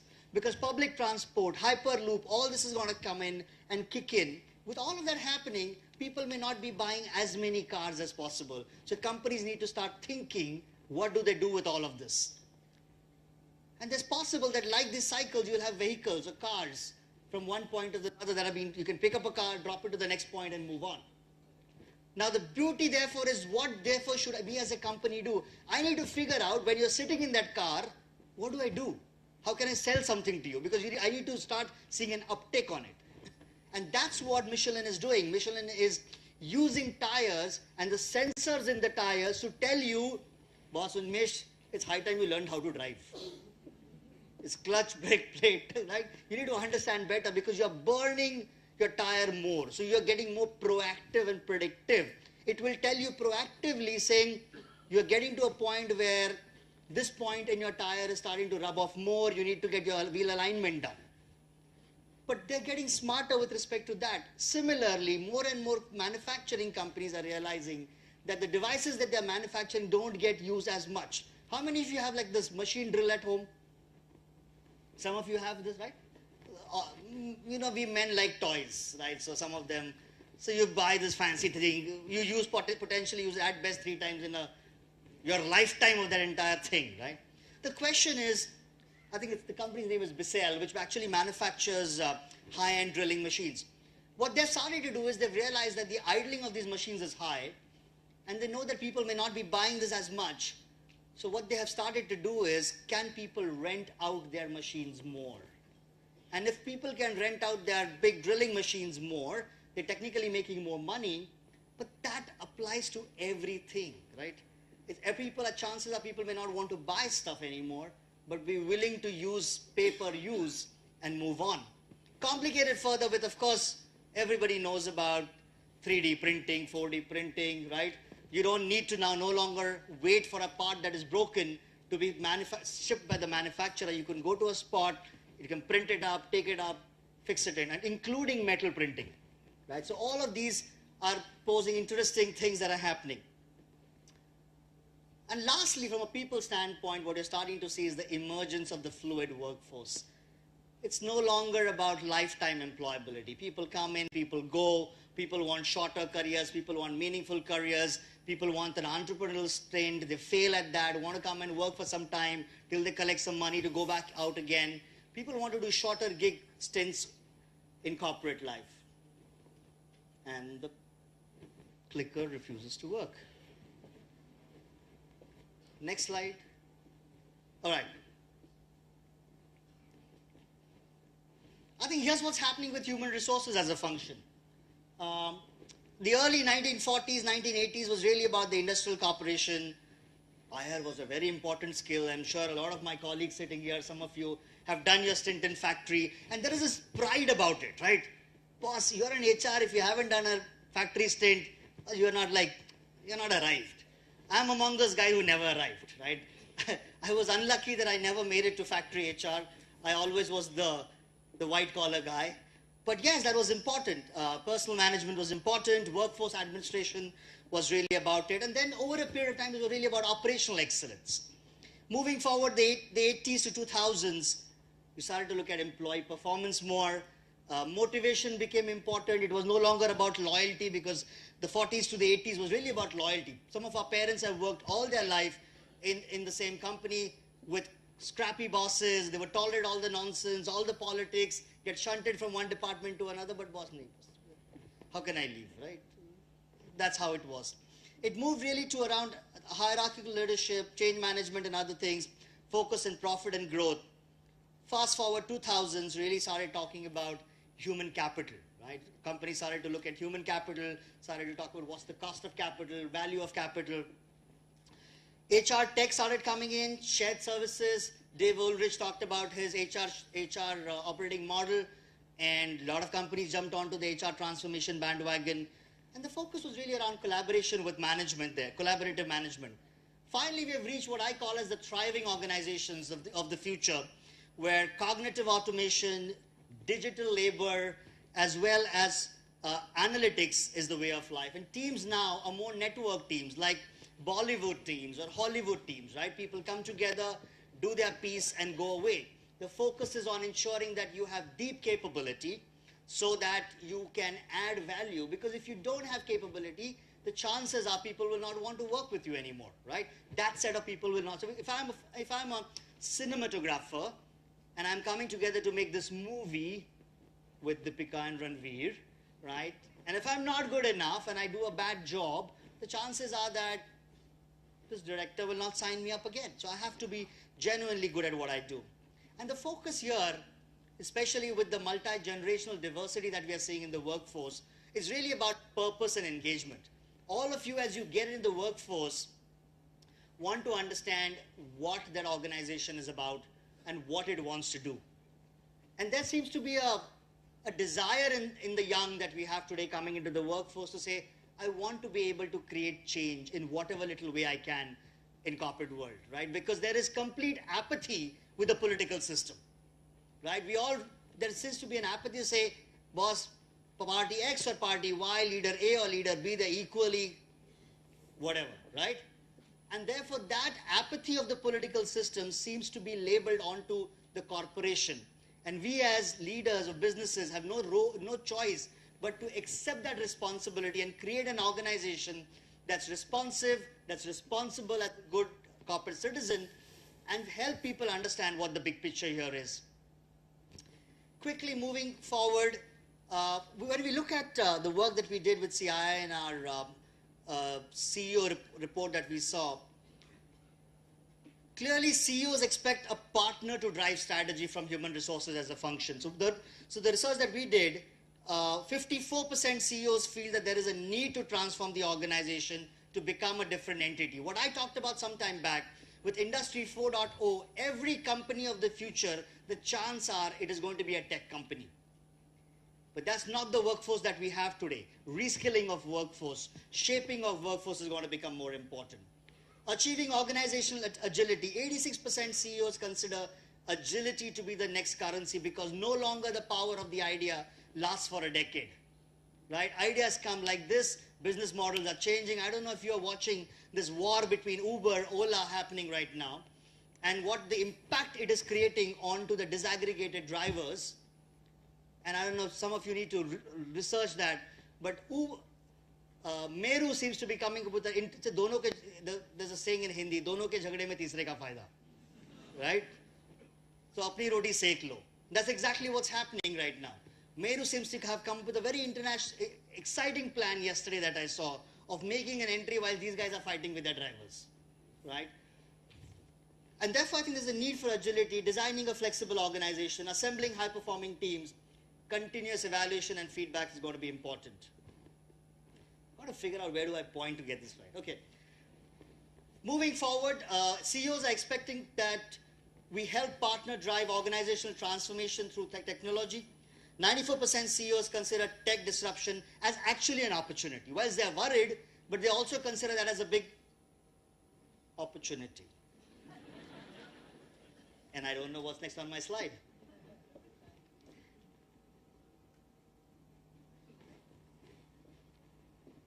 %42% of the CEOs are piloting artificial intelligence within their organization.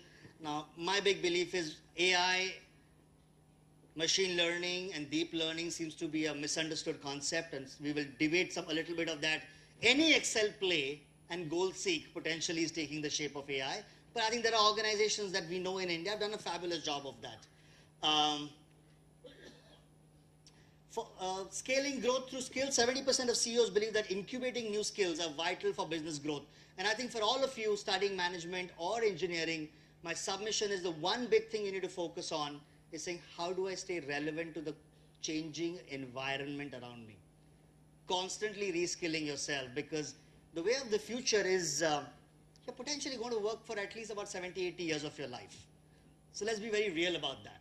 Right? Because with bots coming in, with other stuff coming in, I'm not sure that you're going to be making so much money that you will be able to exit the workforce much earlier. Unless you own like 200 robots that work for you and you're like the one who just collects money because they work for you. That's possible too, right? So those are interesting times to think about. That's it. So quickly, I think if I look at the journey forward, moving forward, aligning HR architecture to business value drivers. I guess I need to move closer this side. Will this work now? Supporting agility through strategy and structure, partnering with your businesses do that.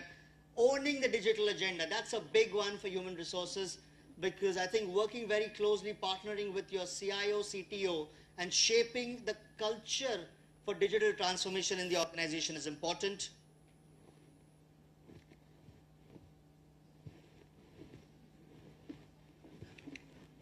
Building capabilities for the future by virtue of building skills and reskilling your organization and people. Getting alignment within the organization.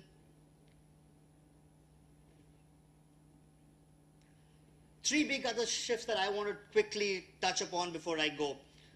Critical outcomes that need to be impacted from an HR organization standpoint. First one really is around workforce strategy and shaping. Second is workforce experience.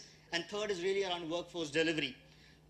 Workforce structures, you're starting to see a hybrid workforce, and you will see that in your lifetimes, in my lifetime. We will have to worry about saying, how do we ensure we create an environment where robots and people can work together effectively? It's real. It's something that we will all have to figure out. Are you guys excited about that? I mean, you guys in tech should be very excited because you guys are going to create that. And the folks in management, you guys got to figure out how do you solve for this, right? So that's the exciting bit. Third, you're starting to see the networked agile laborer, where information is more accessible. You're starting to see more entreployees, people who want to be more entrepreneurial, and there is no choice for organizations but to make people more entrepreneurial, because that's when there is innovation, people will want to be part of it and run with it for some time. So that's going to be interesting. And lastly, gig economy. Everybody wants to do short fuse stints. People will want to do work for 2 hours, 3 hours, do only stuff that they like to do. Right? All of us who made careers in human resources, there were parts of our jobs we did not like, but we didn't have a choice. We had to go through it. But more and more as we move forward, we're starting to see people both who are experienced as well as the new generation that's coming in wants to focus on only things that they like to do, that they are good at, and they want to build deeper specialization on and want to be known for. Talking about workforce experience, purpose and culture is going to be important. People want to work for an organization where they know what the purpose of their organization is, and they can connect their personal purpose to the larger purpose of their organization. Culture is going to be a differentiator much as machines come in, because machines are going to create a sense of exclusion. And all the more, the softer side of making people connect with each other, the human connection is going to be important, and the culture of the organization is going to become important, especially so with all that we see currently, with some of the financial services crisis, financial services and banking crisis that we are seeing right now in India, whether it's NBFC or banks, decisions that people take, when the culture is not defined, when values are not stuck by, and you make short fuse decisions, on the long range, the organization suffers, society in general suffers. Value proposition is going to be important. We will have to start looking at every employee as an individual. So HR, there were good old days of HR where you could do a broad brush program and say, boss, this one policy applied to everybody, right? Now we have to start thinking about personas in the workforce to say, I have people who are Gen Z, who are coming in, I have millennials in the workforce, I have Gen X, I have baby boomers, and to each one of them, it means different things. So a intervention that you do or a business decision that you take for your people, you have to think through about it from different lenses. Finally, when I talk about workforce delivery, CEOs will expect HR to come up and think about workforce insights and analytics. If I have an aging workforce, if I don't have a gender neutral workforce, if I have skills that are going to start tapering off, I think new locations that I want to go, how do I use the right people at the right jobs, are going to be all interesting things. And finally, I think it's really the whole journey around analytics, from descriptive, diagnostic, prescriptive to adaptive analytics is something that we need to work about. You will see new roles in HR, and that's happening as we speak. You're going to start seeing what we call as the workforce shaper, somebody who really works undertaking and shaping the workforce of the organization. Employee experience consultant, HR as a function has changed. For those of you who believe you want to be in HR, you need to be supremely good in understanding people from a human resources standpoint. Second, understand technology. And third, understand marketing to be able to really communicate for impact so that you can make the changes that you desire. Robotics capability manager, architect, people data analyst, purpose and culture manager are some of the new jobs that we will start to see play out in the function of human resources. Now all this is great, right? But are we ready? Do you believe we are ready? What do you guys think? What do you think? Getting there? So this is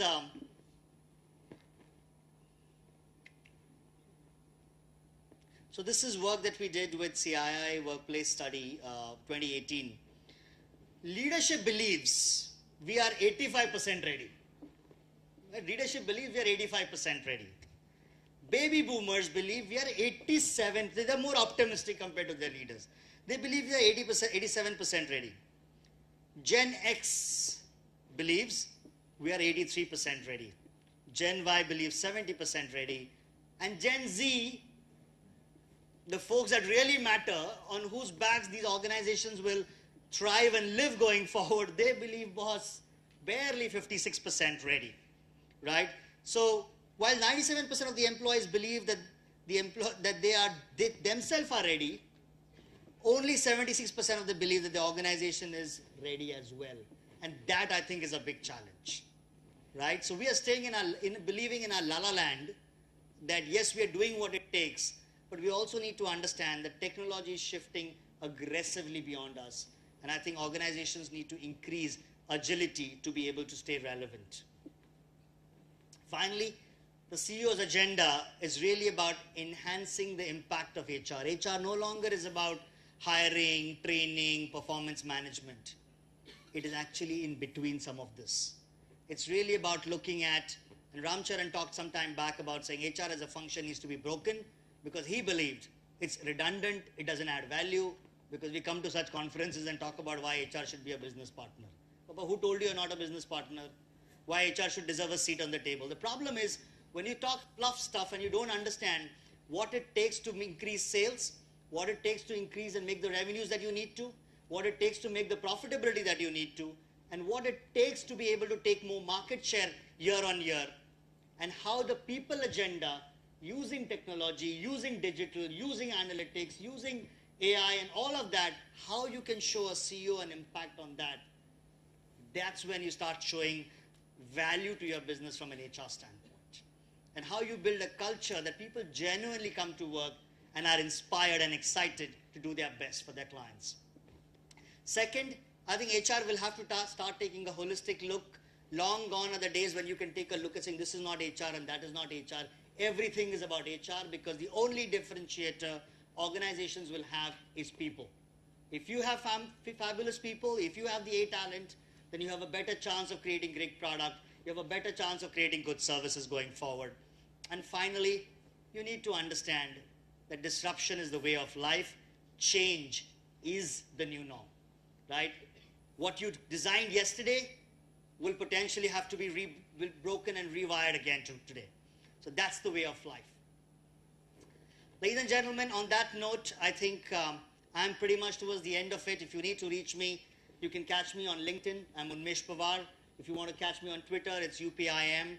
But I think my submission as I walk by is keep your ears and eyes open to what's happening around you. Geopolitics and macroeconomic factors define and dictate how businesses will work into the future. Second, look at how technology is disrupting this. Look at how shifting of demographics is impacting businesses. And therefore, what you need to do individually to stay relevant to the context that you are operating in. Ladies and gentlemen, thank you very much. I'm not sure we have the time for a question, but I could take one or two questions.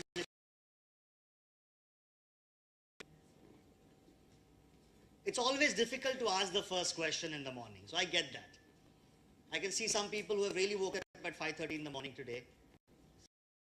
I think that resonates with you. Shoot. Can you give me your name first? Tejshri. Okay, go ahead. I can hear you. As a HR,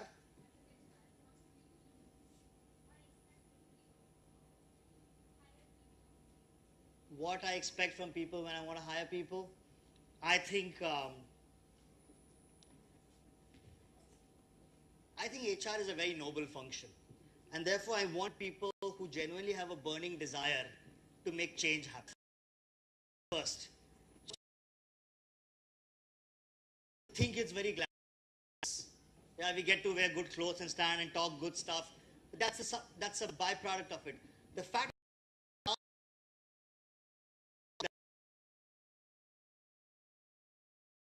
change. Second, appreciation of what's happening in systems. And third, numbers, right?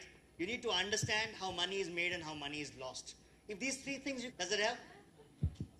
My question was, what do you expect from GITAM students to be able to hire them as, like in the technical field? Or when will you come to our campus for recruitment? For technical? Yeah. That is clearly a planted question. So I think the short answer to that is, I'm hoping that of what you guys have studied is phenomenal. And when I go back and talk to my teams who look at campus hiring, if they tell me that yes, our experience with these students or somebody else is hiring and their experience is far so phenomenal that we need to be here, we will be here. Yeah? Thank you. So thank you for that. Was that a planted question or no? There was a question somewhere here. Go ahead. Yeah, Nishad.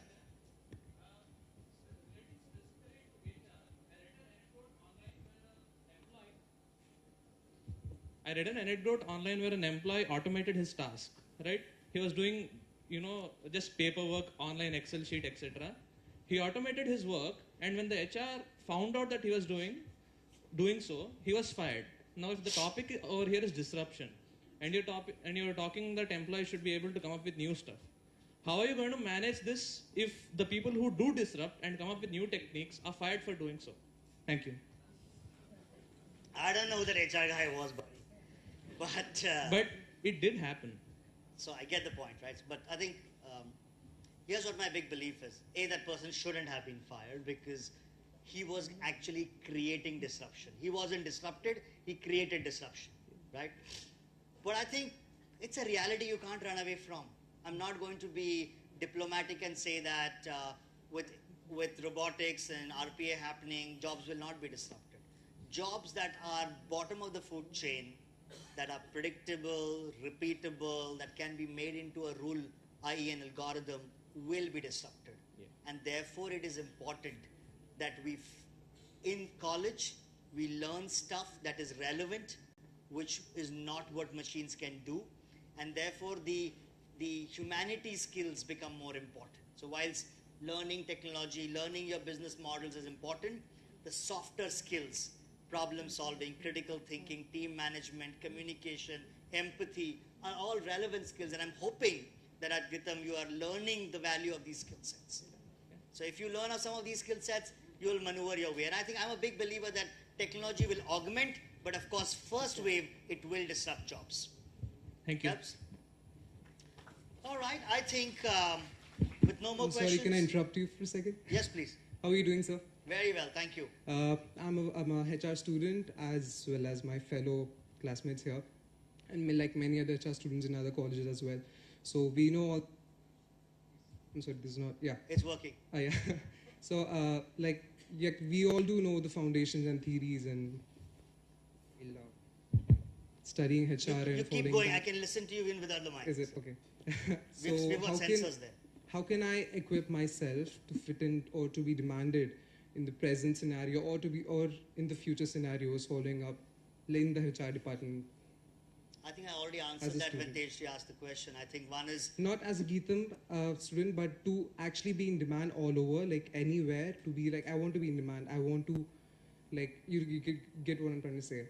To probably equip myself to what companies are looking for, present scenario and future as well. I think just do what I said.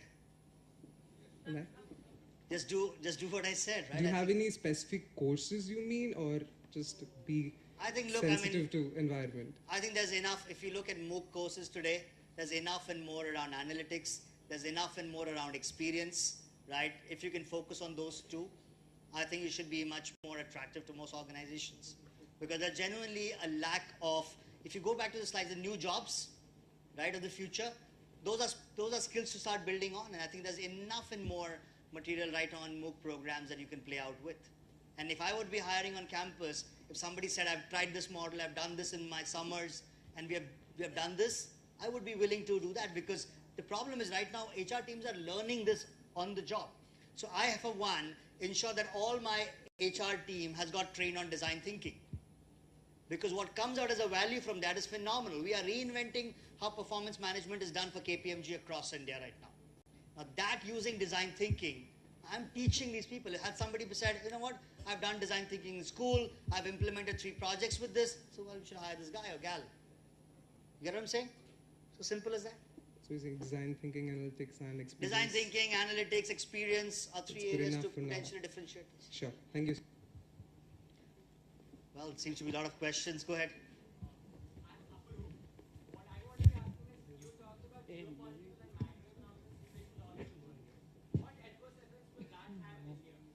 What do you think will happen? Yeah. What is your take on it? I gave you some broad frames. Think about it. What do you think will happen? You believe that? You believe that we can sustain as a siloed country? Look at how many friends we have around us, right? Friends as in around India and our neighbors. How many friends do we have really? How many friends do we have? You get my question? Yeah, I do. I'm not sure of how many friends we have. Look at our defense spend right now. You get what I'm saying?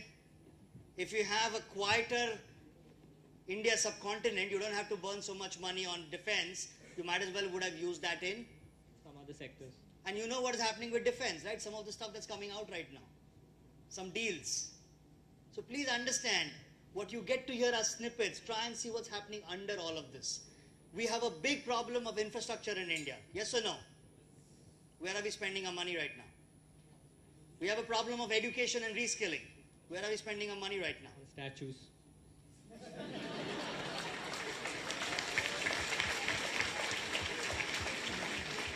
So look, I'm not political in any way, but all I'm asking you guys to do is be smart,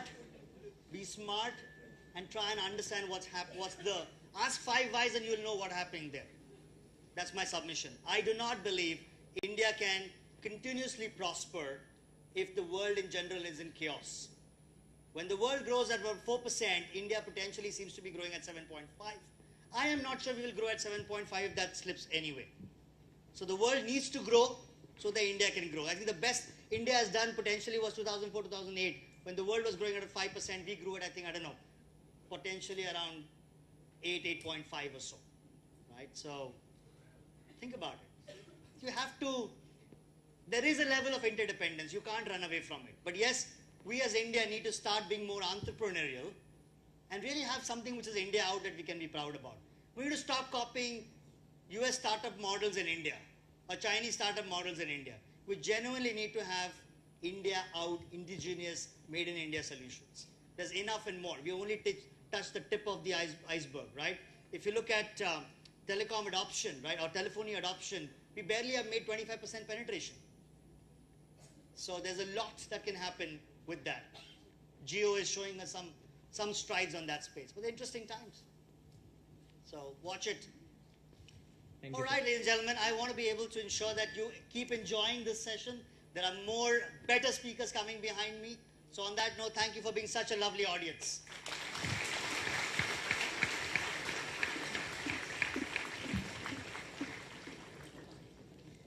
Thank you, sir. It's been a lovely speech where you've taken us through the journey of internet exploration and the way it's catering to the global world. We are very delighted, and I'm sure that all of us have got enlightened and inspired by your speech regarding the mega trends altering the business landscape and the evolution of the HR function. Ladies and gentlemen, please put your hands together to welcome our next strategic keynote speaker, Mr. Vinay Agrawal, Global Head, Business HR, Tech Mahindra.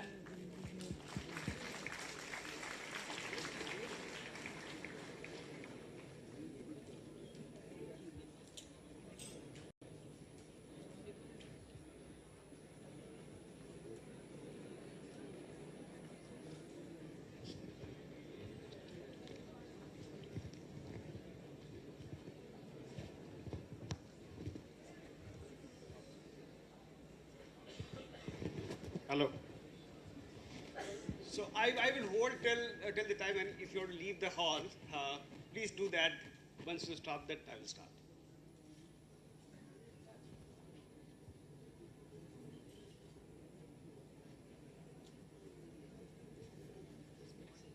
Huh?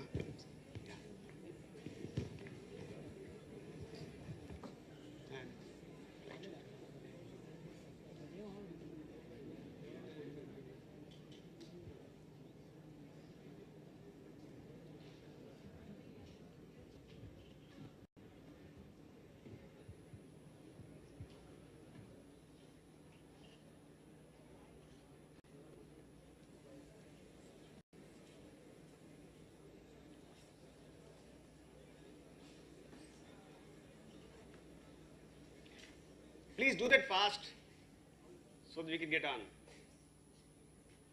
Okay. So first of all, I think Umesh has done a phenomenal job in terms of very information, a lot of illustration. What I will try to do, how much time I have? 15 minutes?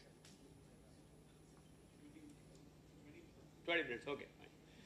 So I'll make it quick. So first thing is, I want to say that there are a couple of people from GITAM who are working in my team. One of them called this morning. He was not, I told him that I'm going to GITAM. I was very happy. This guy basically has set the record of really having maximum promotion in a short span of 4 to 5 years. So congratulations to you. Yeah.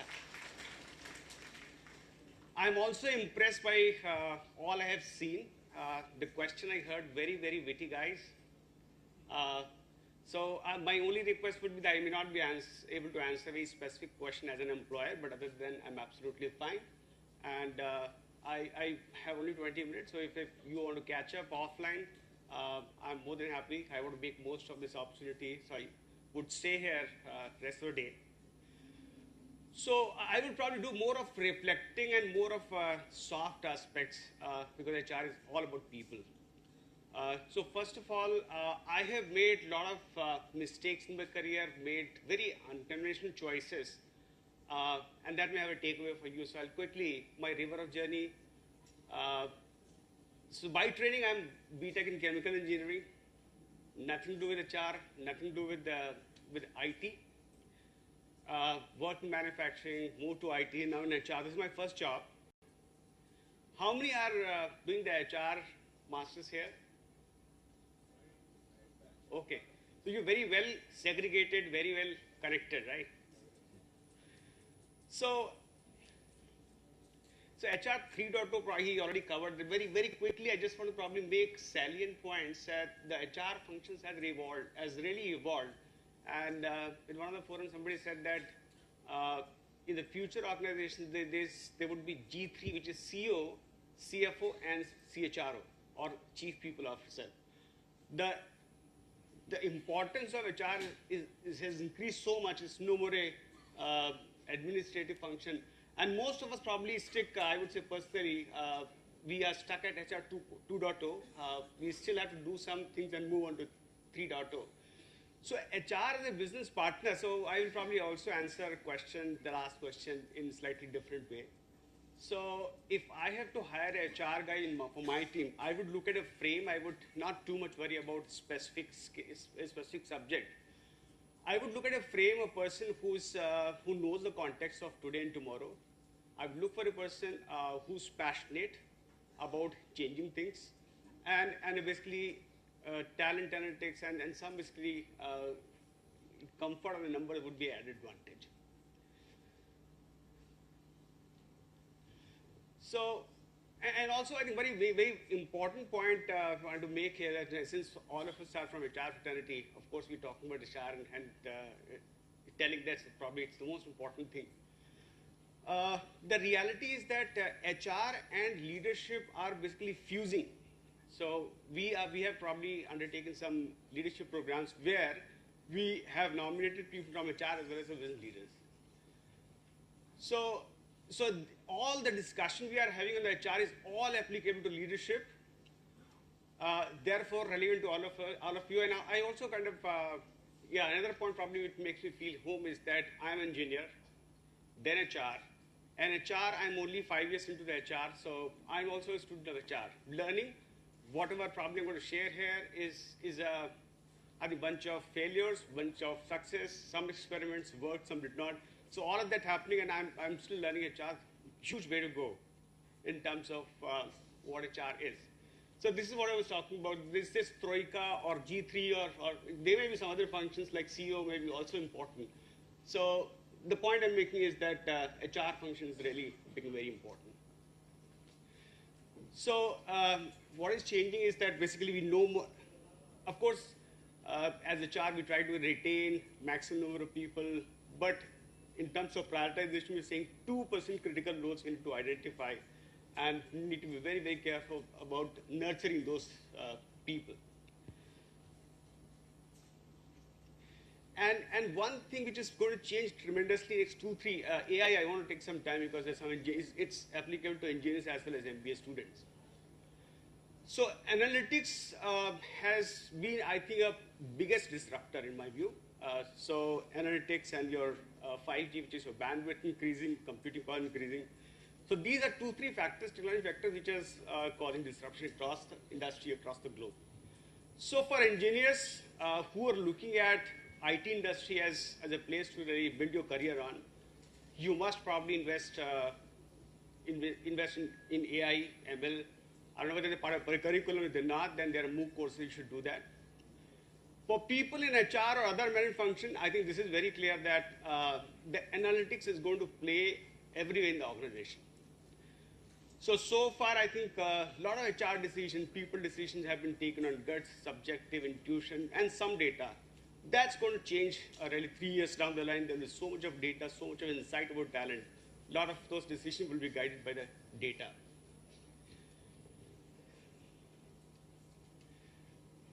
Okay. So a couple of things basically which could happen probably more. So the valuation of talent traditionally has been number of experience, 10-year experience guy, 15 years, and the hierarchy really goes up as you accumulate the number of years experience. That's not going to change. This is already in practice. Everybody has to confront the question that what value I bring. If I'm only administratively senior having 25 experience, that's not the, and if that is the case, I need to really worry about my job. So valuation of talent is something which is really going to, so when you look at your career, you need to probably see the context and see what value I can bring to the organization my first year, 5 years down the line, 10 years down the line. And that probably will guide you through your career journey. The other thing I think people are talking about is that, any organization who has built the capability of dynamically reallocating people from one place to other places would thrive. So it's like film industry, right? You make a film, you decide to make a film, you basically build a team of script writer, actors, music, etc. Films made, project over, dissolve, some other project. So that's going to be, I think, nature of, especially IT. I'm very sure it is already it's a project industry, project organization. And the redeployment, quickly doing a redeployment, putting the best possible team is the ability which is going to make organizations successful or unsuccessful. Third thing is the change. This is a semantic question, but there's a deep insights here. So a few years back, change management was basically, I would say, in the conversation, very often used terms. I don't hear change or change management much now. I hear disruption and transformation. So whether it is a personal level or it is organization level, incremental changes is not going to serve the purpose. In fact, we have identified as key leaders in the company, and we are really have designed a program to really make significant positive changes into those leaders, because if they don't transform, the company cannot transform. So understand that incremental change will not serve the purpose. You have to think big.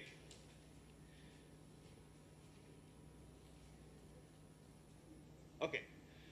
So, as I said, that I want to really belabor a lot of trends which have been very well articulated by Unmesh. So, you as a talent, and again, this question is absolutely applicable to all HR fraternity, engineering student, MBA students, that when you become part of organization, how I think it's going to really impact you. How many are born after 1995? Okay. So some researchers have defined Gen Z as people born after 95. And all the research points to the fact that they are very, very different from others. Inclusion or right interpretation or not. So there is a strong need to belong to or having a higher purpose. You want to probably be very vocal, which we saw in the last few questions. I think you were very, very transparent, very, very honest, and very upfront, very witty. So this is more for basically a fraternity that in one of the connect sessions I had for the people team, the entire team, people say that, okay, the youngsters say, I won't work in night shift, I want to work only in AI, I can't relocate. All those kind of basically clarity or criteria people have in mind. So I said that's some of these differences we have to really work with them and resolve and find a way to move on. So there is a difference, and I would say that while companies and leaders, we are probably introspecting and see how we can probably have balance. You also need to think about how you can probably gel into the whole environment. So somewhere I heard a month into the created when just saying that 8 months if you are expecting your career ambition to realize, that's not going to happen. So something I think you need to work upon is basically how you have realistic expectation, how do you build your career. It certainly cannot be built in a year's time. So that's something a point for you to think over. So the point I want to make here, and so even with the reduced time, I thought this topic I really want to spend a few minutes. It's very, very applicable. So there are, as I said, that basically companies are nothing but aggregation of individuals, and if transformation of companies is required, transformation is required at the individual level. And these 5 characteristics, our chairman, Anand Mahindra, he himself is personally very, very passionate about this, and his message is that, guys, please look on that and don't just worry, don't just probably look at business aspect, revenue, EBITDA, but if we have to really emerge as a winning organization, we have to go deeper and see what kind of basically personal transformation we need to undertake. So, for example, now thanks to startup culture in India, last 5-6 years, there's very good, I think the ecosystem has started to flourish. So the balance of creative mind and rational mind, I think it's getting better. But that's I would say the personal trait that we need to reinforce, nurture in each of the employee. Multiplier, so as a leader or even as a basically employee, whatever good things you do, it has a multiplier effect. So a leader, we look at a leader who has the more high performance. So that's a multiplier effect. Managing fear, anybody's guess, instead of question, but anybody wants to probably respond to that? Does that resonate with you in terms of why fear and why managing fear is important? So the point here is that there would be job security, as I think we enjoyed, our generation of previous generation enjoyed. Job security is absolutely not there, right from CEO. CEO gets appraised once in a quarter. So the even tenure of CEO globally has gone down. So fear is there in terms of or not. Now that probably we have to build our ability to really convert this into a creative energy, and that's not easy. But that's what I think we need to do in terms of how do we convert this into really creative thinking and some innovations coming out of that. Mindfulness, and that's something basically all of us may need to really look at. So there was a sense of euphoria saying that I'm multitasking. I can do WhatsApp responses, I can check email at the same time, I'm part of the meeting also. So it was basically, it was a sense of happiness saying that, okay, I'm able to do so much work simultaneously. 2 hours I did this also, I'm telling you. But I think as we speak today, the distraction, or I would say the multitasking scale has gone beyond the threshold, and people are saying that we are not able to do either of job that well. So we are in a meeting doing something else, we're not really understanding or even not able to observe the people, that what thoughts they are putting on the table, what feelings there. So now there's admission that, okay, multitasking for a few things which without much impact, adverse impact, and then good, but some important things that really require full attention, we have to stop multitasking, and those activities, those jobs, those priority things, we should do with full mind now. Absolutely give your complete attention to that moment, to that activity. Trust, the most difficult thing to do, but unless passion, we would struggle. So I think this is the 5th characteristics that we need to build. So I think we've taken approximately 20, not exceeded. If there is a time, we can take some questions. Otherwise, we are already running late. So thank you very much for hearing, and happy to answer your questions if you have.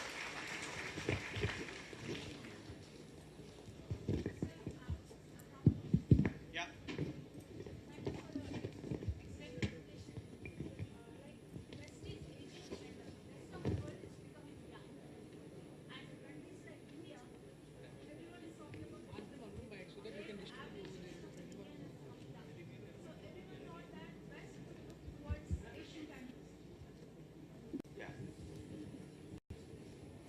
Thank you, sir, for the excellent presentation. West is aging, rest of the world is becoming young, and especially we are in a special demographic profile where the average age of an Indian is actually coming down. It's Europe by 2020, average age is 40, or US 38, but by 2020 an average Indian would only be 30, and this year by year coming down. So everyone thought like demographic dividend, and West has to depend upon the rest of the world for getting employees and all. But already they have answered to this. For example, countries like Japan or Korea or China already used robotics or artificial intelligence or Internet of Things to answer to this problem. So maybe tomorrow a global HR has to decide while assigning for a work whether he has to assign for a human employee or a robotic employee. Maybe this is going to be the future. Of course, technology is going to create more and more jobs, no doubt, but I want your view on this. Thank you, sir. Yeah. So this is a good question. There is a normally, I think all of us are afraid that AI may take away our job, the robot may take our job. But my take, I'm very clear about looking at the history.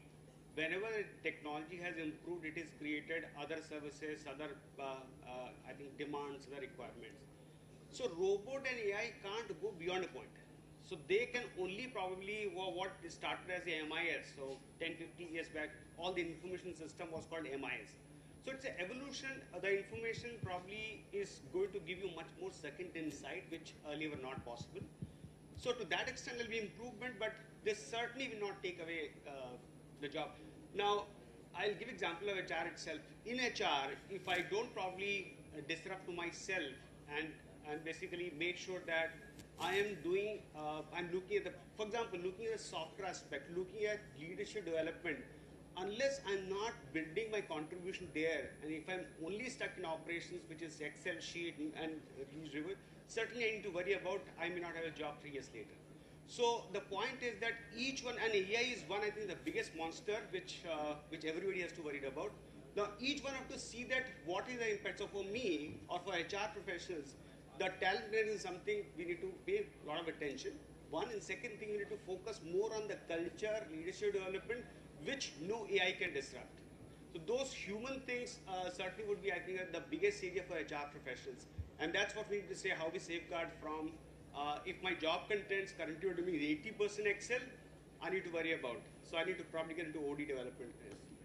So thank you very much. I got a question, if you don't mind. Yeah. Quick question. I know you talked about appraisals and performance management.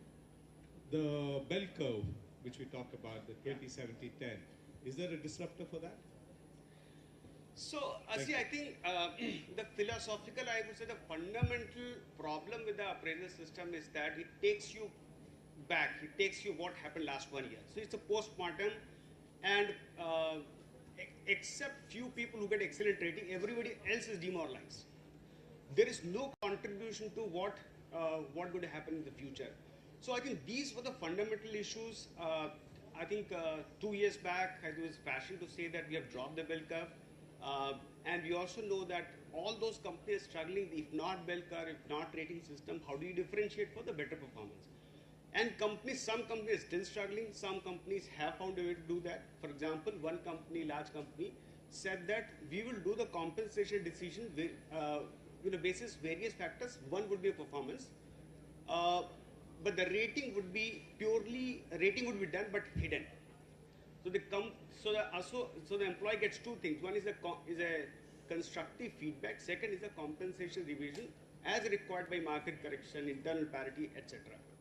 So I would say the short answer to your question is that as long as we are able to find a solution to fix that root cause, which creates everything negative, nothing positive, that's what I think. Whichever way works, but that has to be addressed. It should be forward-looking. It should be. Thank you. So there's no disruptor to that bell curve yet? Yeah, so bell curve, I think most of the companies have either dropped it or adapted it to fix the root cause. They still continue to create a performance culture. Thank you. Thank you very much.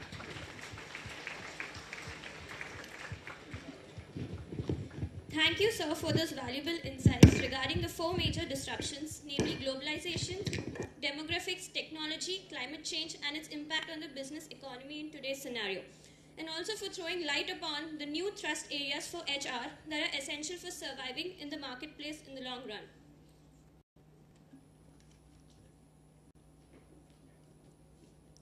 Now may I request Professor K. Sivaram Krishna Garu to come onto the dais to our sponsors. Mr. Sudhir Devarapalli, co-sponsor from Skill Recruit.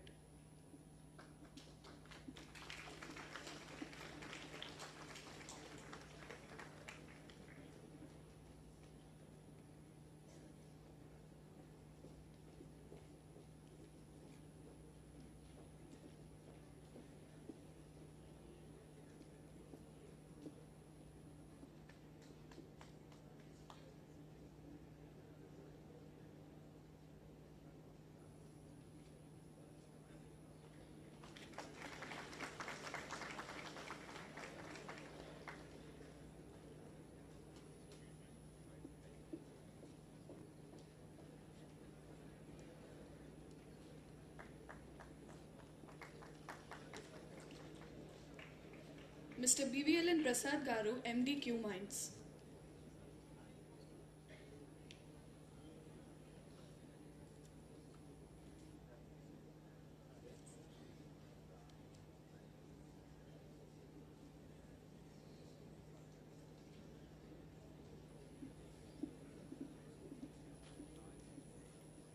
Thank you so much, everyone, for your patience, and I hope you have enjoyed these two keynote speeches.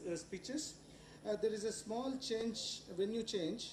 The track 3, HR analytics panel discussion will happen in Yelapragada Auditorium, that is this auditorium, which was previously scheduled in Shivaji. and even the track 2 of the master class by Augustus will be hosted here. So there will be no sessions in Shivaji Auditorium. We'll continue here. Now we will reconvene at 1:30 p.m. and I hope you will all join in the panel discussion and master classes. Thank you so much. Have a nice day. Thank you.